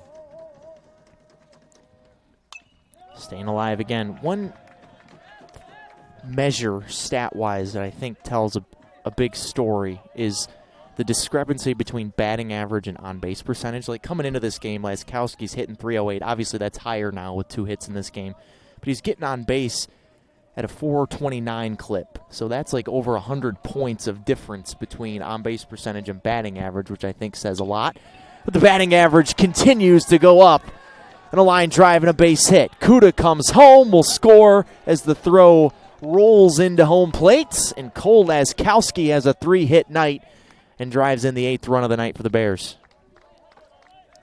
Credit Laskowski with the ability to foul off some really good pitches from Plumador there and finally get the pitch in his wheelhouse. And he's seen the ball well tonight with his 3 hits.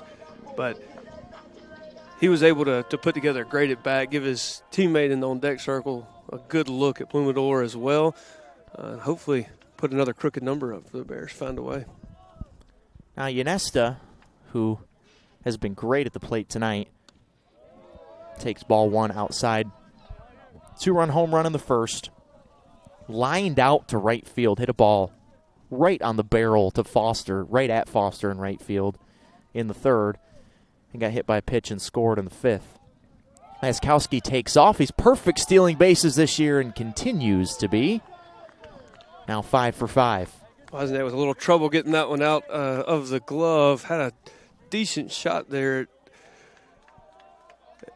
at getting out at second base, but the transfer was tough, and we've got a runner in scoring position again. So that eliminates the possibility of the double play, at least on the infield here. Yanesta lunges and takes ball 2. That arm angle, a lot of late movement here from Plumador. Takes a lot of discipline to lay off those late movement pitches that start in the strike zone, but Bears have been able to do that here thus far.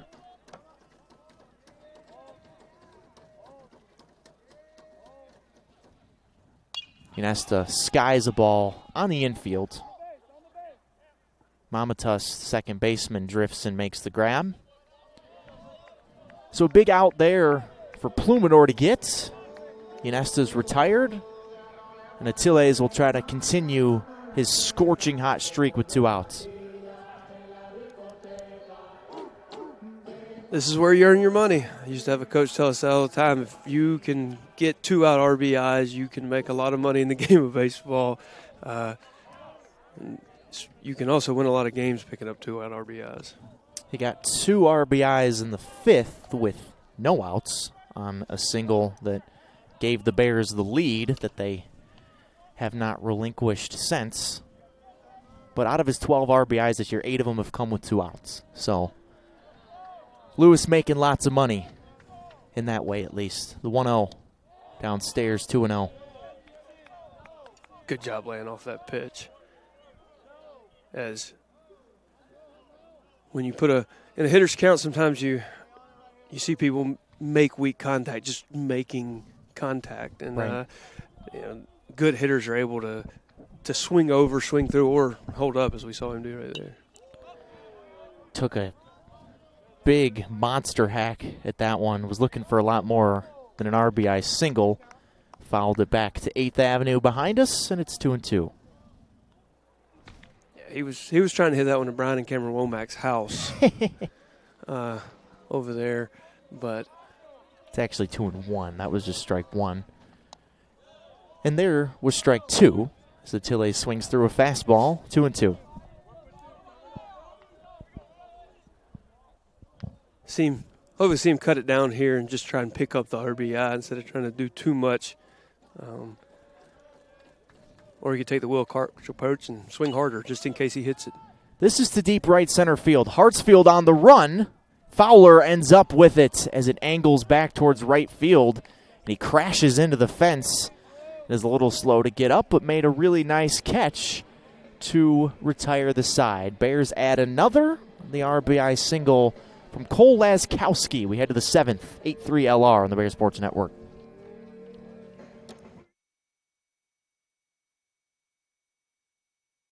I love being busy in my garden. I got flowers to plant and beds to clean out. When I was feeling really tired and not like myself, I saw a doctor. Look at me now. The doctors were good, they worked with me, and they laughed with me. I'm back to doing everything I love. I needed a doctor, and I found the expert for my heart.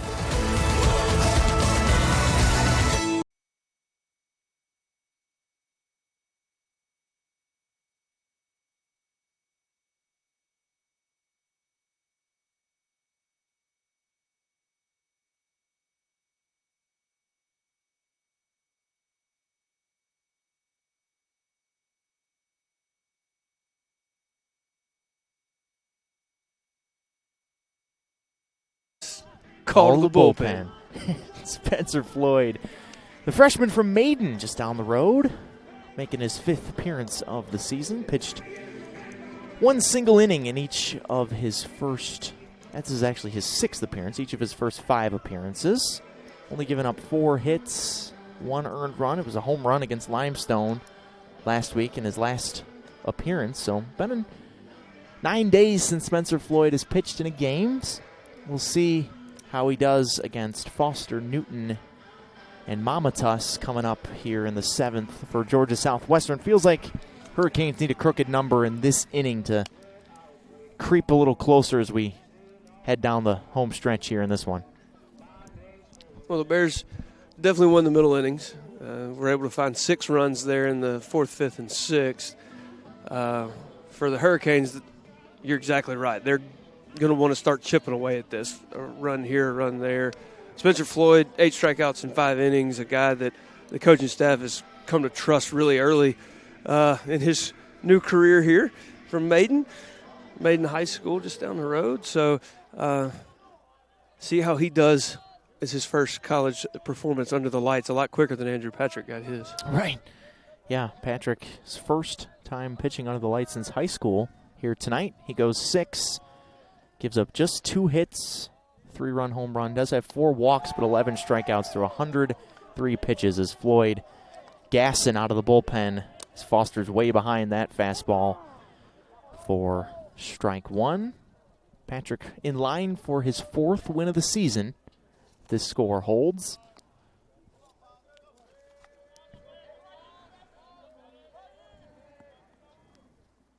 Foster's 0 for 2, but I mentioned Georgia Southwestern only has 2 hits in this game, and they both came in the same inning. In the inning, they scored all 3 of their runs. It was a double by Wozniak, then the 3-run home run by Newton, and that's it. A couple of walks scattered around, but it was a team batting average of 200 coming in for the Hurricanes, and their struggles as a unit have continued tonight. Foster just has to wave at that one as he sinks his head on his way back to the dugout. 3 fastballs, 3 strikes. That, well, if he was expecting to pitch backwards there or see the breaking ball early, but Spencer Floyd's sticking with the numero uno. So now Newton, who in his only hit of the season so far went yard back in the 2nd.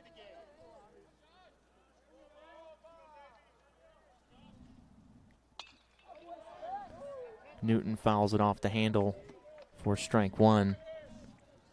Josh McDonald's he's had some words for everyone tonight.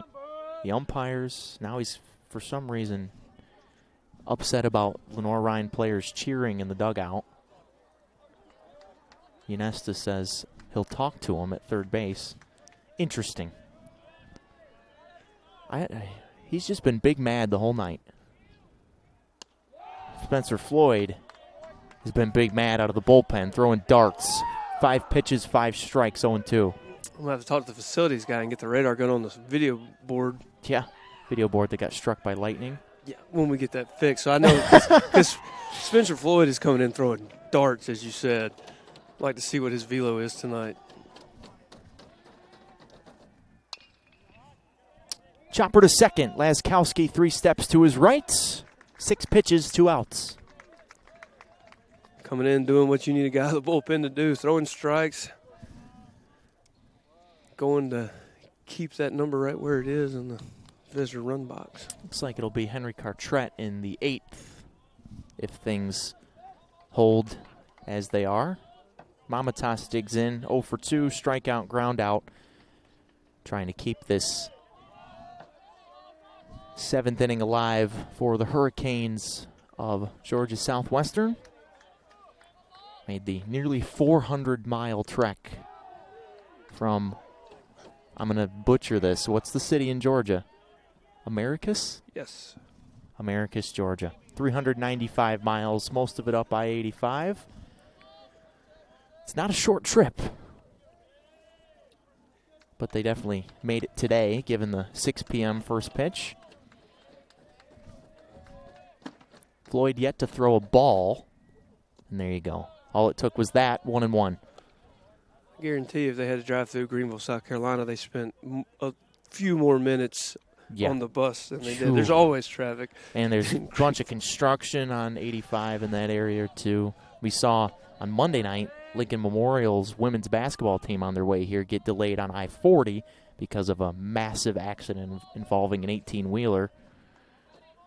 That game started over an hour late. The Rail Splitters finally made their way to Hickory. 2-1 on Mamatas. Yeah, a lot of travel problems across the country, it seems, lately. Lewisburg College softball team bus caught on fire. I don't know if you saw Goodness that. gracious. Luckily, everybody left them on the side of the road. Luckily, everybody was okay. It was a huge fire. Thoughts go out to them, and that's got to be extremely scary from a coach and an admin perspective. Hard to play a game after that. Spencer Floyd trying to get a clean 7th. Fires that one to the backstop. It's 3-1. They've broke his rhythm up just a little bit, but he was pitching the way I like to pitch out there when he first got out there. He was pitching fast, double parked. He's got somewhere to go on Friday night. Get the ball, get back on the mound, and he slowed down a little bit as he's got a little wild here on this at bat, but I like when relievers come in working quick. 3-1. Mamatas might have gone off after ball 4 there and popped it foul straight back out of play. Full count.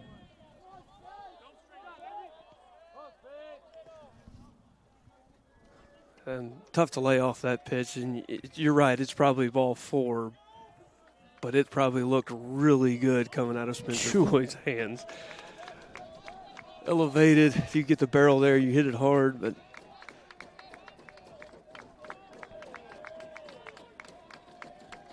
Payoff pitch, swing and a miss. Spencer Floyd sets down the side in order in the 7th.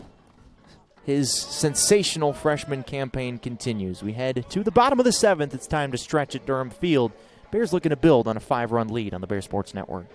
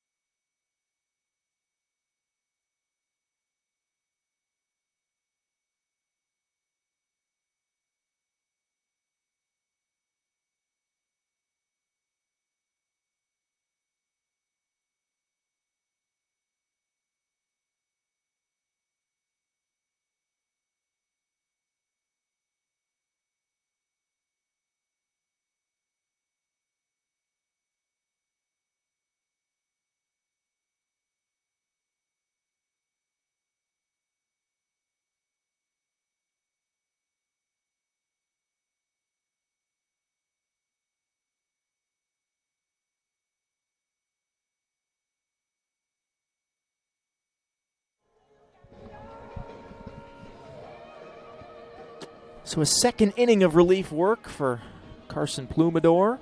Gave up 1 run in the bottom of the 6th inning.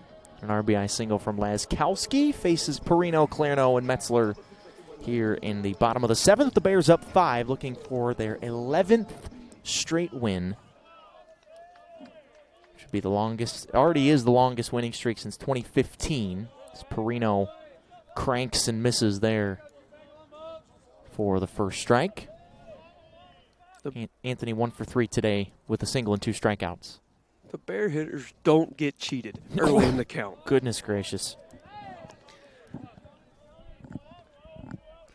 In hitters' counts, they take big swings, and It's just how they're coached to approach it. It's a great approach. It's working really well. The coaching staff has done a great job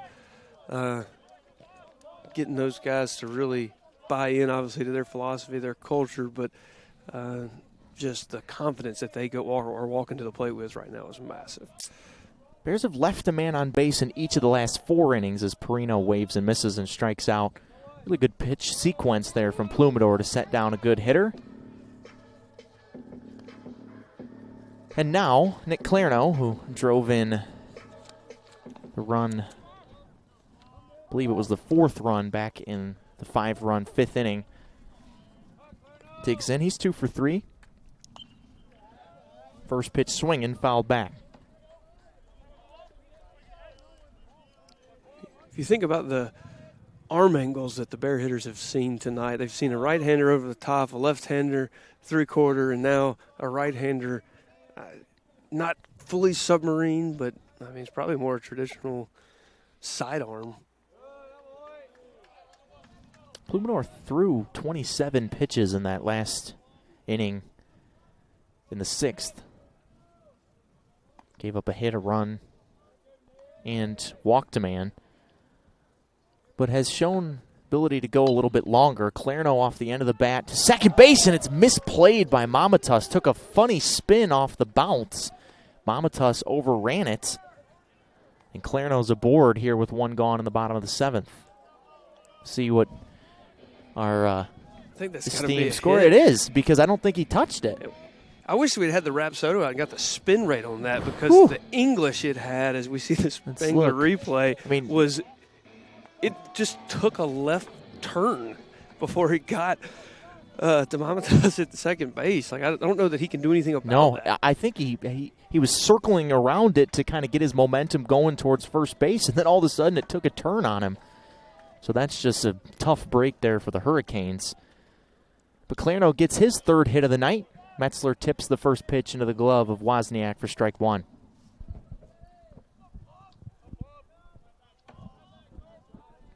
Yeah, it's just the game of baseball. As Clarno was fooled, got the bat on it, and just got a base hit out of it. But a little bit of extra spin as Plumador throws this one to the bricks, and Clarno doesn't break stride at second base. Throw to third is in time. They got him. Clarno can't believe it, but a great throw from Foster out there in right field to gun him down.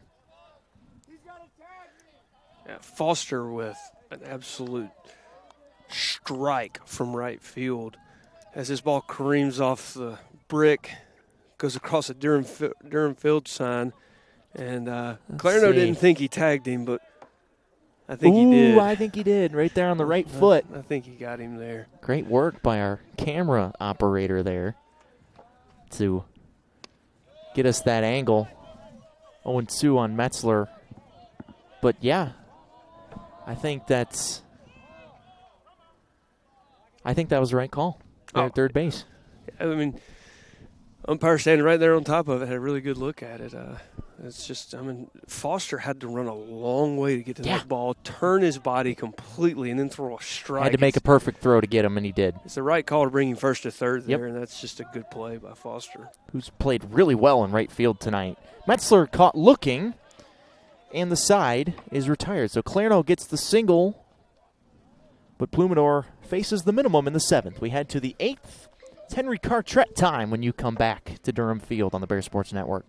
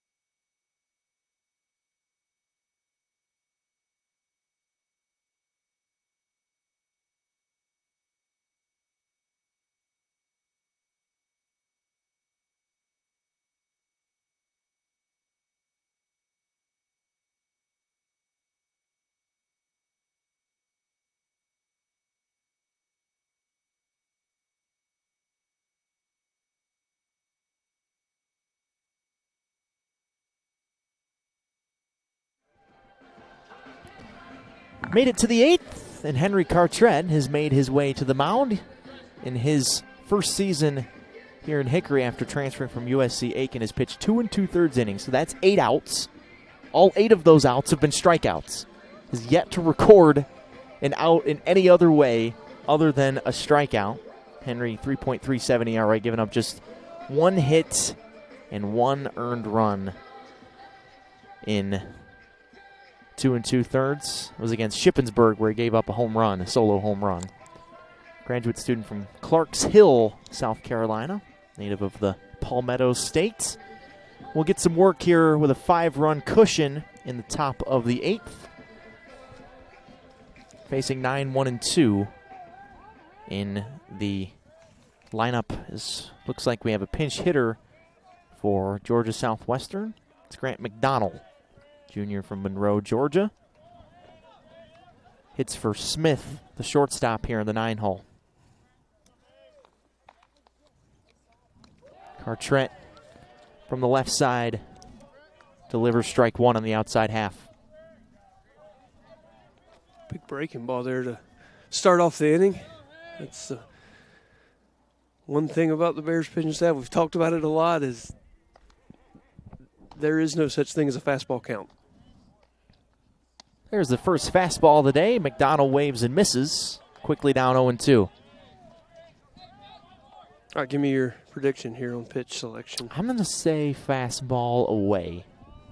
Pinch hitter, it's a safe bet, right? I don't know that there is a safe bet with Eric Beasley calling pitches. True.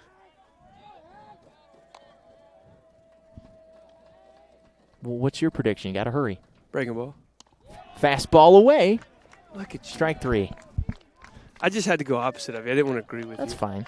Somebody had to be wrong and somebody had to be right. So 9 outs, 9 strikeouts for Cartret. I don't know if I've ever seen that before. A guy out of a bullpen. It's a pretty cool anomaly here for Henry.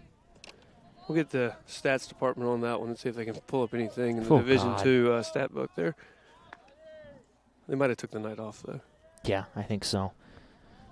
So now the top of the order in Hartsfield. Pitching backwards again. Breaking ball on the outside corner in the lefty-on-lefty matchup. Easy strike 1 there. Being able to control, or let me rephrase it, being able to command 3 pitches. Big difference between control and command. Control, you can throw it where you want to. Command, you can make it move where you want to. Yep. And I think that's been a lot of his success, is that he can he can command multiple pitches. He not only can throw a breaking ball where he wants it, but he can make it move in and out and up and down. And we've seen a lot of the Bears pitchers have that success this year, especially out of the bullpen. Absolutely. Because the way that the Bears do it is 1-inning increments. So, you don't see much of the pitchers each night, and there's less of a sample size out there on them, less of a scouting report can be conjured up.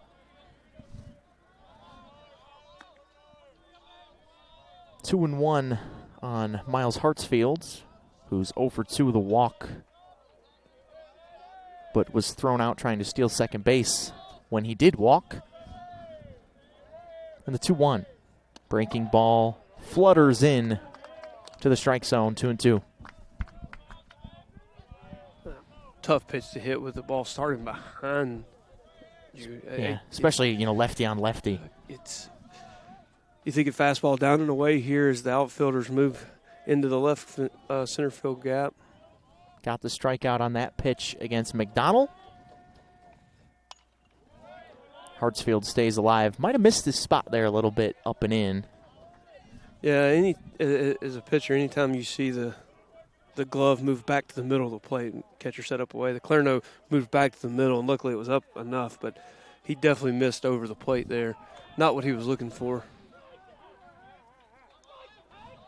You mentioned Kuda in center, way into the left center field gap. They're expecting him to go the other way. Stays upstairs, full count.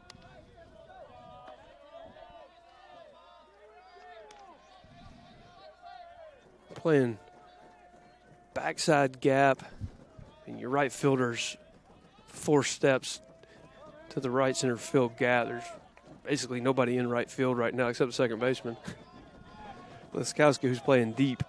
Super deep. Way onto the green turf. Good at bat from Miles Hartsfield to draw a walk. Battled back after he's down 1-2. Georgia Southwestern has their first base runner in a couple innings. And now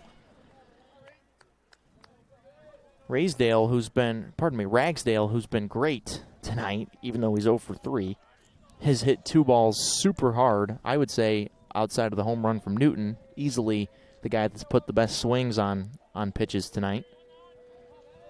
Only 2 hits for the Hurricanes and none since the second inning. Clarno with a great job to pick that ball. He had no other option but to try to pick it, as that ball was in the right-handed batter's box, maybe outside the right-handed batter's box. I think it was outside, yeah. To keep a ball from going to the backstop and a runner from moving up there. Big-time play by the catcher. Narrow stance for Ragsdale in the left-handed batter's box. But you'd think that this is Cartret's inning because of all the lefties that are coming up. Ball and a strike. Perfectly placed breaking ball away from the lefty Ragsdale. I would expect Coach Ramirez with a 5-run lead to let his pitcher work through this early in the year. In young season,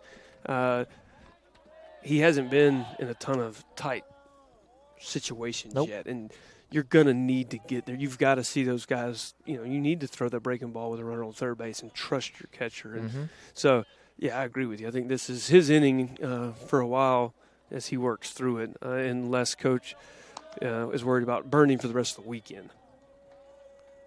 Probably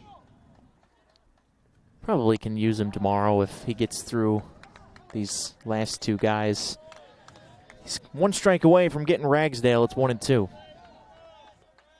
But the locations and the mixing of the pitches, the breaking ball on the outside, that fastball was on the inside. So using both corners of home plate. Works the third base side of the rubber from the stretch. 1-2. Lined fair, they say, inside the first base bag past Perino. Stopping at third base is Hartsfield, and it's a double for Ragsdale. Honestly, he deserves that the way that he's been swinging it tonight. Just snuck it inside the first base bag. Thought Perino was guarding the line there. If it got past him, it might have been foul, but the umpire says no, and it's a double for Reed Ragsdale.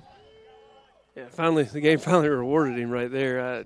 Like you said, it could have been fair or foul. We don't really have an angle on that. Perino's not too upset, so I'm going to assume that ball was probably fair. Ragsdale, 4th hard hit ball of the night, finally got a base hit out of it. First double of the year for Reed, who's got 2 triples, but no double. And now Angelino, the leading RBI guy on this team with 11, has a chance to knock in a couple more here and make this thing interesting down the stretch.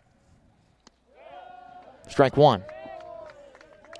Perfectly placed low and away from the righty Angelino, who's 0 for 3 tonight with a pair of strikeouts and a flyout. Got an extra base hit taken away from him by David Bell right inside the right field foul pole back in the 6th. Bell moves even further off the line, so if Angelino was to go that way again, he'd probably be in good shape. But he's behind that fastball and is down 0-2. Seems like as Bell now moves back towards the line, seems like he should be moving back towards the line as Angelino has been behind these 2 pitches from Cartret. Yeah, now he's playing more straight up, which is probably about where he needs to be here. 0-2. Angelino lunged after it, watched it miss, a touch off the plate, a ball and 2 strikes. Bears is trying to limit damage, keep runners off second here as they're working, and the outfielders are now moving more to the opposite field side as Kuda moves into the right center field gap a little bit. Cartrett looking for his second strikeout of the inning. Angelino back to the screen. Stays between pitches this time around. Runners on second and third. The pitch. Downstairs and low. Downstairs and inside, I should say. Downstairs and low are the same thing. 2-2.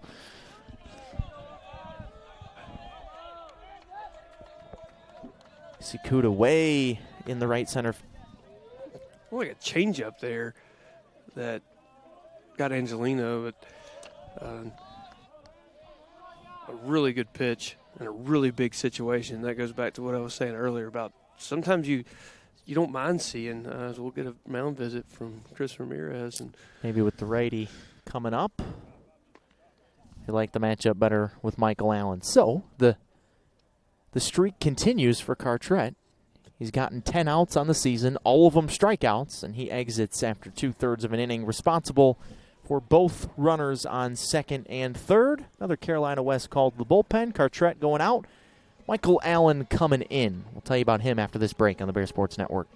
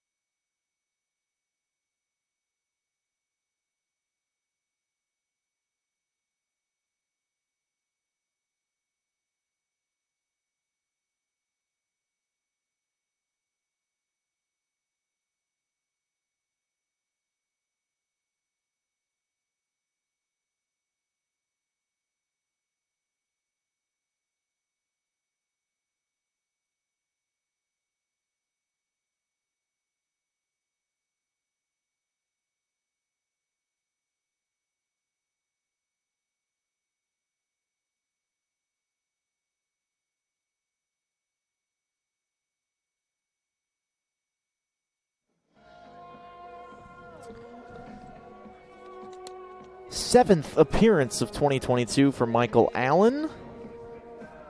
Comes on in a high leverage situation here with runners on second and third, 2 outs in the 8th. Saw the Bears make this exact change, lefty for the righty, against Goldie Beacom a couple weekends ago, and Allen gave up a home run in that situation. So hopefully for LR, history does not repeat itself in this situation. Michael, the redshirt junior from Mantillo, NC, making his, as I said, 7th appearance of the year, 2.08 ERA. Definitely thought that was a. The umpire, the umpire's on the third base side of the mound. He can't see it from out there. That call has to be made at the plate. Yep. Grounder, third base. Ynesta just inside the bag, has to fire and fires way up the line, and this will score 2 runs as Wozniak makes it. Probably just needed to eat that one, but made a bad throw. And so the job is done for Wozniak as he gets the 2 runners in, and it's an 8-5 ball game. Yeah, a ball there that probably needs to be a full-on fake and trying to make a play there, but a really tough ball to make a play on. If he backhands it, he might have a chance, but kind of coming around that ball. Took a long time. I don't know that I think, was that a hit in the single? They're calling that a hit and an error. Hit and error, I mean. He was safe at first, so on to Skelton we go. Tyler walking a run scored and 2 strikeouts tonight.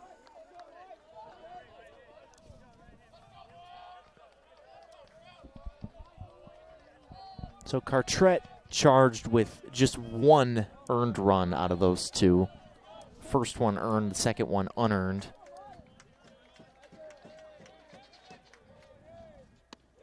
Skelton takes a strike at the knees, a ball and a strike.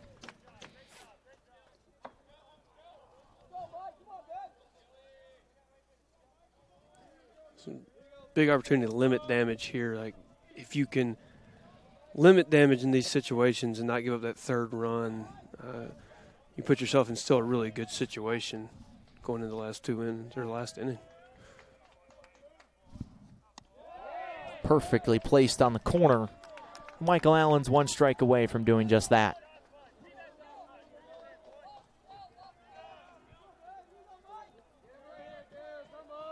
Bear bullpen this year has been awesome. That was a weakness last year. 51 innings, 3.71 ERA coming in. 87 strikeouts, 28 walks. As a collective group, the 1-2. Chopped left side, foul. Some impressive numbers early in the year out of the bullpen. The starters even better. Sub-3 ERA in 72 innings, a 9-1 record, 102 strikeouts to 30 walks, and that's before you count Andrew Patrick tonight, who had 11 strikeouts. So the number's really good, both at the plate and on the mound, and that's why Lenoir-Rhyne is 13-1. It all adds up. Another 1-2. Touched low, 2-2. Nothing can replace the energy you feel in the dugout on a Friday night in a close ball game. Both dugouts here full of energy. The Hurricanes have found a way to chip back into this one and cut the lead to 3, but it's just some excitement here in Hickory. Another 2-2 from Allen, line to short, right at Luis Atiles, who grabs it. So Allen limits the damage to 2 here in the 8th. The Bears will try to get some insurance runs in the bottom of the 8th before we head to the 9th. 3-run lead for LR here on the Bears Sports Network.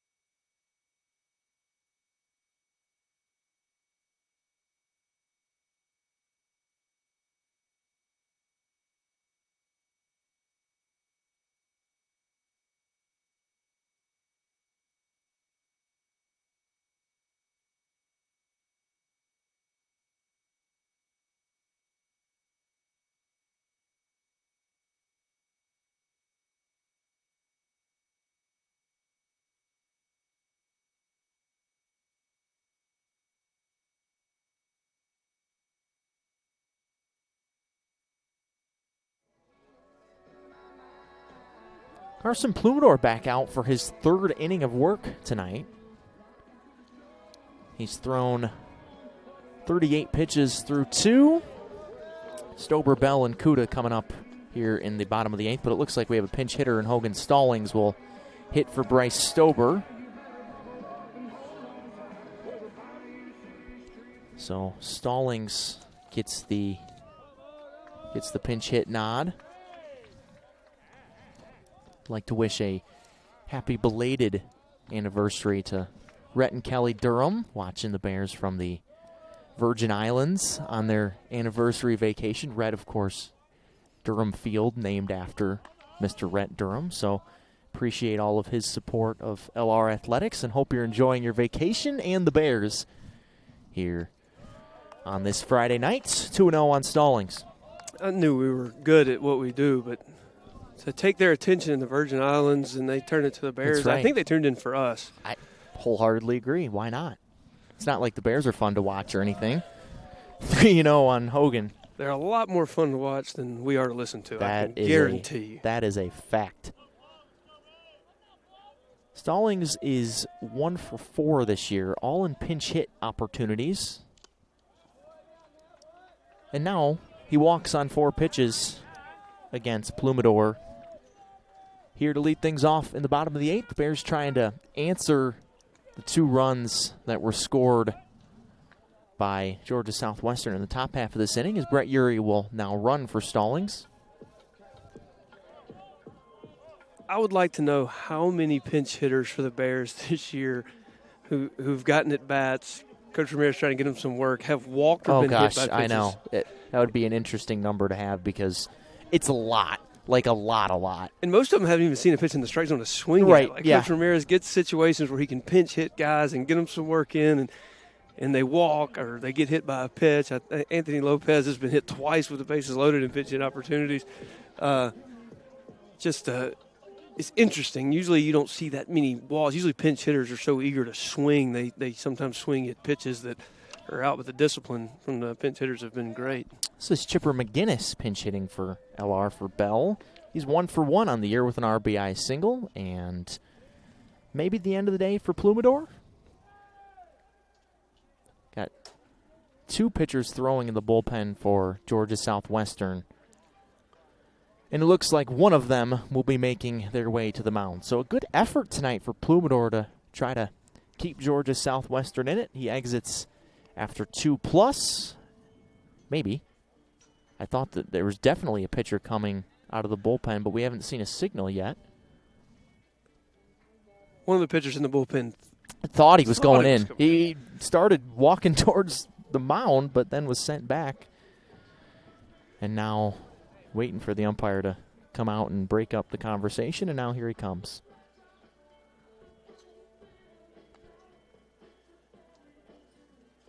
And now they will make the change.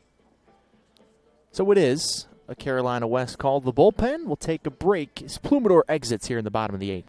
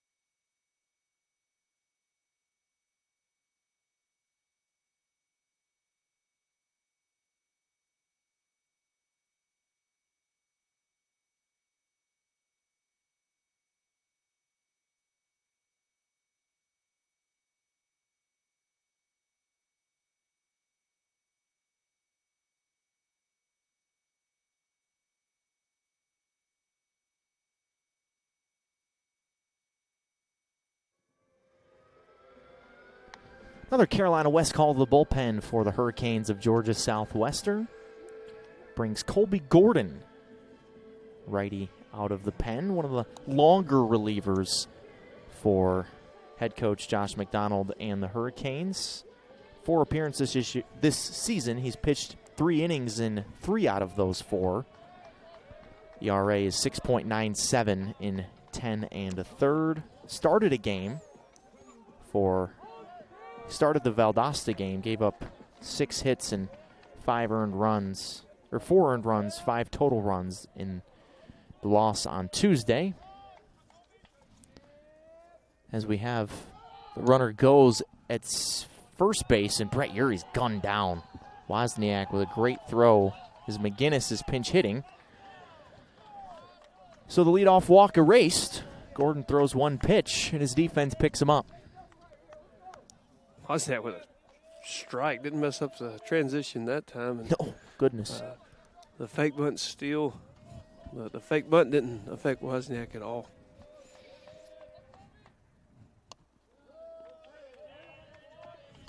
Two and 0 on McGinnis. How difficult do you think it is as a pinch hitter to come up to the plate and then make a pitching change? You think that adds an extra layer of difficulty to it, or is it all kind of the same thing because you haven't seen any of the other pitchers as McGinnis rolls this one to first and Angelino grabs it just inside the bag and steps on the bag for the second out? If you're doing your job in the dugout and paying attention to, the way they're pitching and finding windows and talking to hitters as they're coming back in the dugout, yeah, it affects you a lot because you're zoned in on a guy. You've maybe picked up a tendency. You've seen him. Makes it a little bit tougher for sure. So now the top of the order in Kuda, who's 2 for 3 with a walk, an RBI, and 2 runs scored. So the all-world start to the season continues for Wade.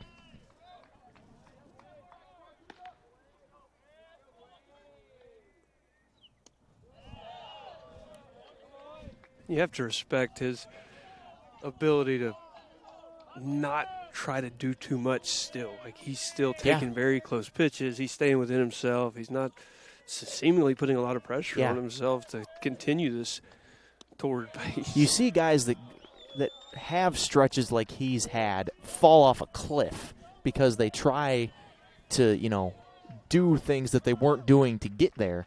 And that has not been the case at all for Kuda. Down 1-2 here. Stays alive off the handle. Just snuck it over the screen. Still 1-2. If he continues to take what the game gives him and hit pitches away to right field, and when they do throw or miss with a pitch up and in, being able to drive him out of the ballpark, he'll have a good year. But like you said, if he starts trying to do too much, like not chasing that pitch right there, that's a lot harder than it looks when you're seeing the ball the way he is right now. Looks like it'll be Ben Friebel, maybe. It's not confirmed. That's just my guess. Kuda stays alive as he fouls it to 8th Avenue.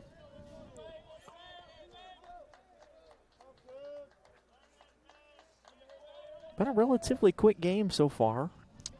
Still yet to get to 3 hours. It's the 8th inning. It's safe to say that at this point. Extra innings can go a long time, Eric. If looks could kill, goodness. The 2-2. Upstairs, full count.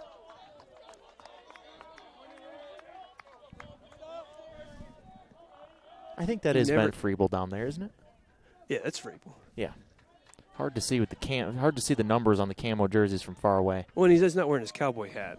That's true. So, that is one of his identifiers. Full count pitch.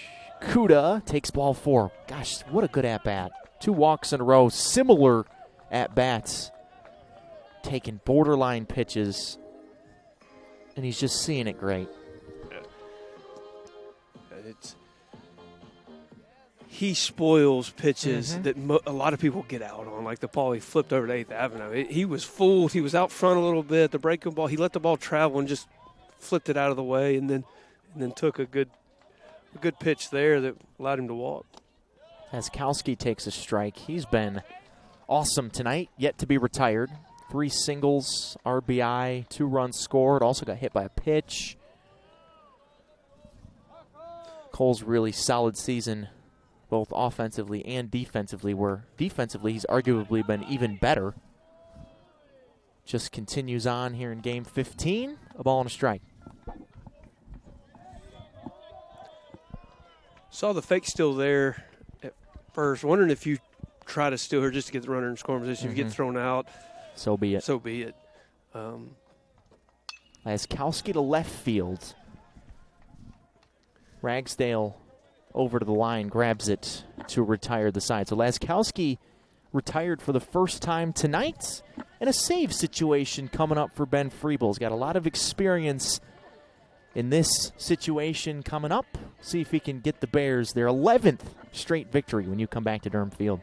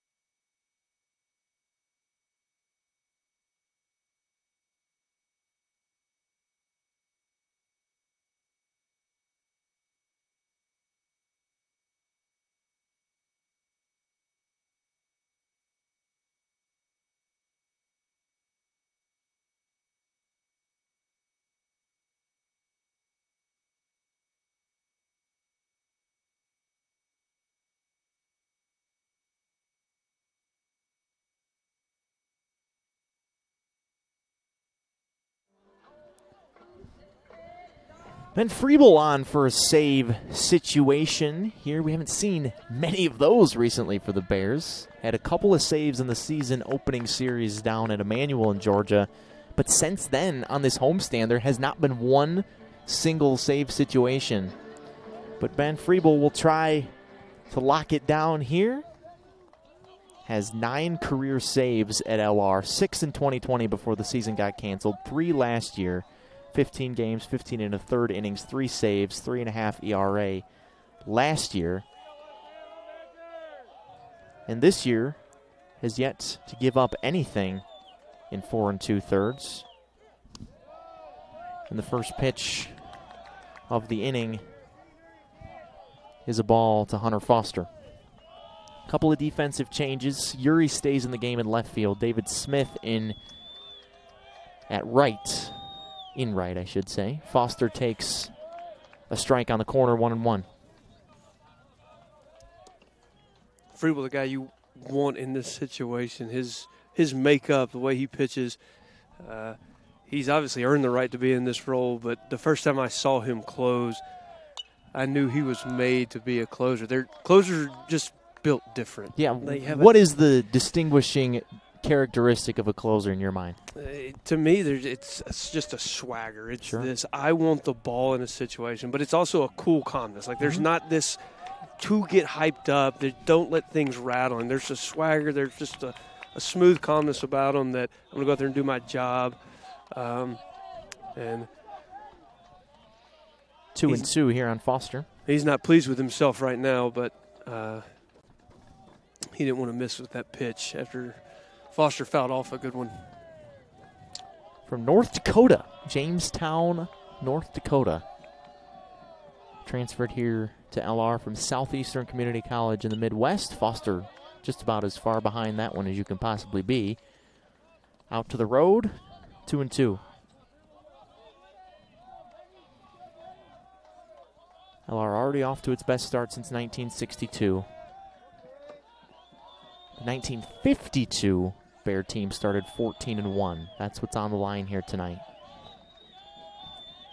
What were you doing in 1952, Justin? Not being born. Yeah. Full count. My parents weren't even born in 1952. Same. My parents were nearly 20 years away from being born. Both my parents born in 1960 and 1961, so they were still a few years away. Mine were 68. Full count pitch coming from Friebel. Grounder left side. Yanesta grabs it just foul. Touch outside third base bag. Foster stays alive. He's 0 for 3. 2 strikeouts and a flyout tonight for Hunter, who's played a great right field. Putting together a great at bat right here. Again, the more pitches the dugout can see, the better it is for them. Leadoff man on, we always qualify a quality at bat of anything 7+ pitches. And he's here because that just gives your on deck hitter a lot more time to time up, see more pitches, and maybe pick up a tendency that allows him to get a hit. First guy against a closer is just vitally important, too. Full count pitch again, popped foul again. Making Friebel work for this one. 8th pitch of the at-bat coming up.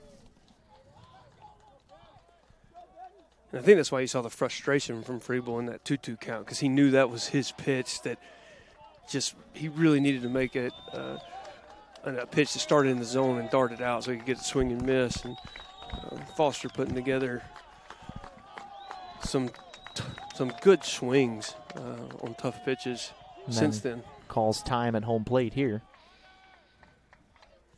First out's always important. It's maybe the hardest one to get, too, if you're the closer.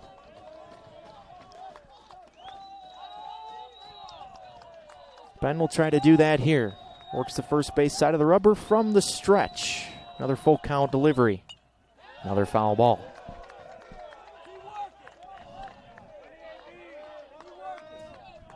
Foster seems almost fired up just to be fouling off pitches here.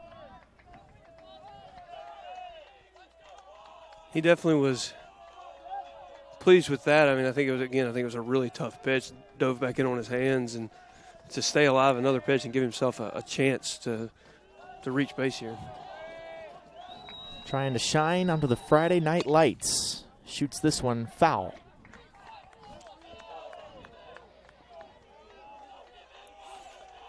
He's getting closer and closer. That ball was squared up pretty well.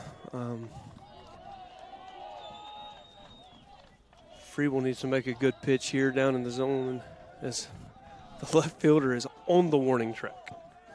Yeah, that's Yuri out there in left. Takes a couple of steps in now, but yeah, he was on the warning track. Another full count pitch, spun off the end of the bat to the first base dugout. We're into double-digit pitches in this at-bat now for Hunter Foster. Just as a baseball fan, to watching it bat like this, depending on which team you're pulling for, depending on which way you want it to go, but sometimes I just get caught up watching the game of baseball, and this right here is what it's about. What an at-bat. Especially in a high-leverage situation, down 3, trying to knock off a ranked team on the road. Another full count delivery, another foul ball.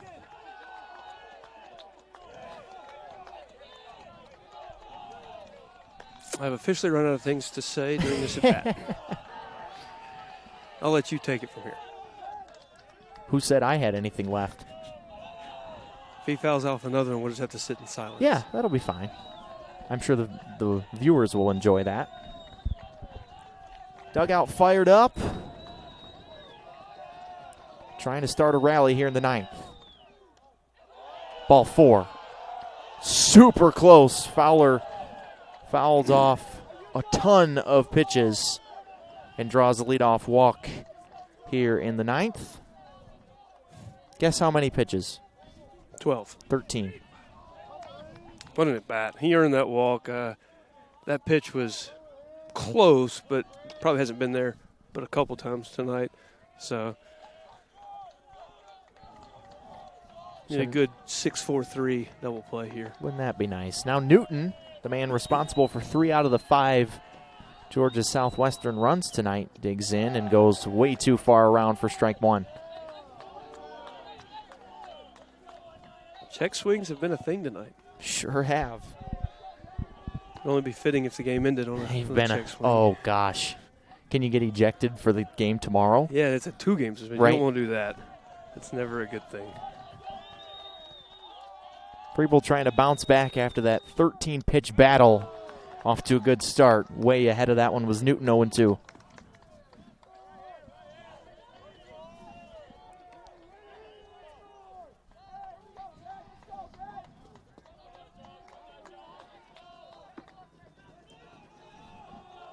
Strikeout and a ground out other than the 3-run home run tonight for Newton, who has 1 hit on the season, but it was a pretty big one. And another strikeout as Freeble bounces back after the walk. It's a big first out to get, and Ben's fired up. Absolutely. To get a punch out after a 13-pitch walk where you threw everything in the kitchen sink, and he was able to foul off and get the walk to feel like, okay, I don't have a magnet. They don't have a magnet that's just attracting the baseball to their bat right now. That feels good. Pinch hitter for the Hurricanes is John Austin Sutton. Gotta love those 3-name guys. Redshirt sophomore from Zebulon, Georgia, to Pike County High School.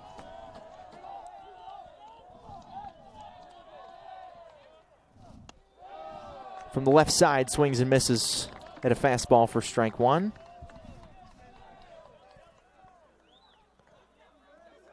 Oh for 6 this season.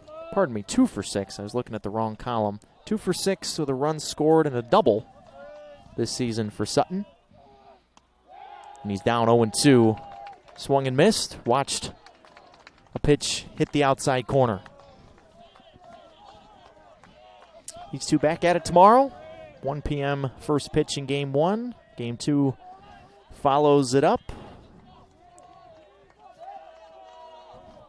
Bears trying to close out their 11th straight win tonight. 1-2.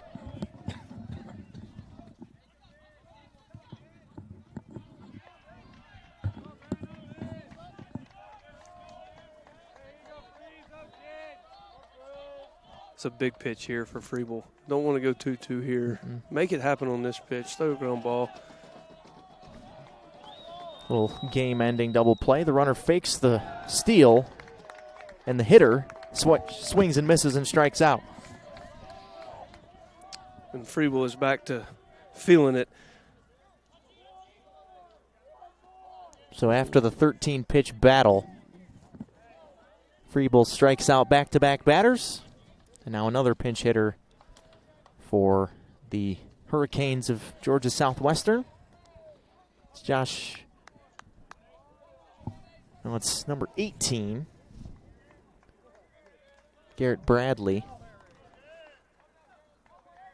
Garrett, redshirt freshman, played in 7 games this year, 1 for 11, with an RBI double and a walk. Gets a chance here in the 9-hole. Tries to extend this game. Freeble looking for the save. Touch off the plate. Ball 1.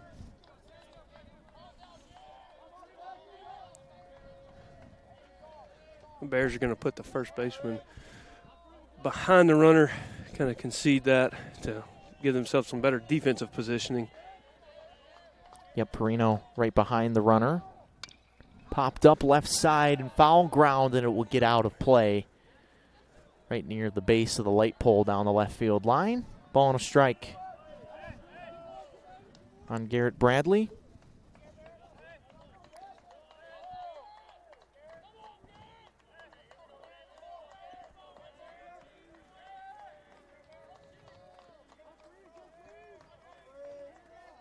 Garrett, redshirt freshman from Savannah, Georgia.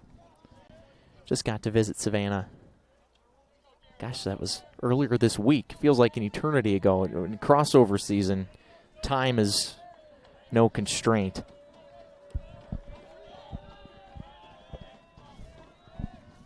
Nobody knows what day it is during crossover season. Nope. The 1-1. Line to center field. Kuda comes on, and Lenoir-Rhyne has won its 11th straight game. Freeble gets the save, and the Bears continue to just hum on here in February at home. They remain perfect on this 13-game homestand and now have the longest winning streak to start a season since 1952 as the handshakes go. And the Bears take game 1 of this 3-game set from the Hurricanes of Georgia Southwestern. We'll play 2 tomorrow starting at 1 p.m. We'll be here for it. We hope you are as well. For Justin Hay and the rest of our fantastic Bears Sports Network crew, Eric Bach saying good night from Durham Field. Bears win 1 under the lights here in Hickory.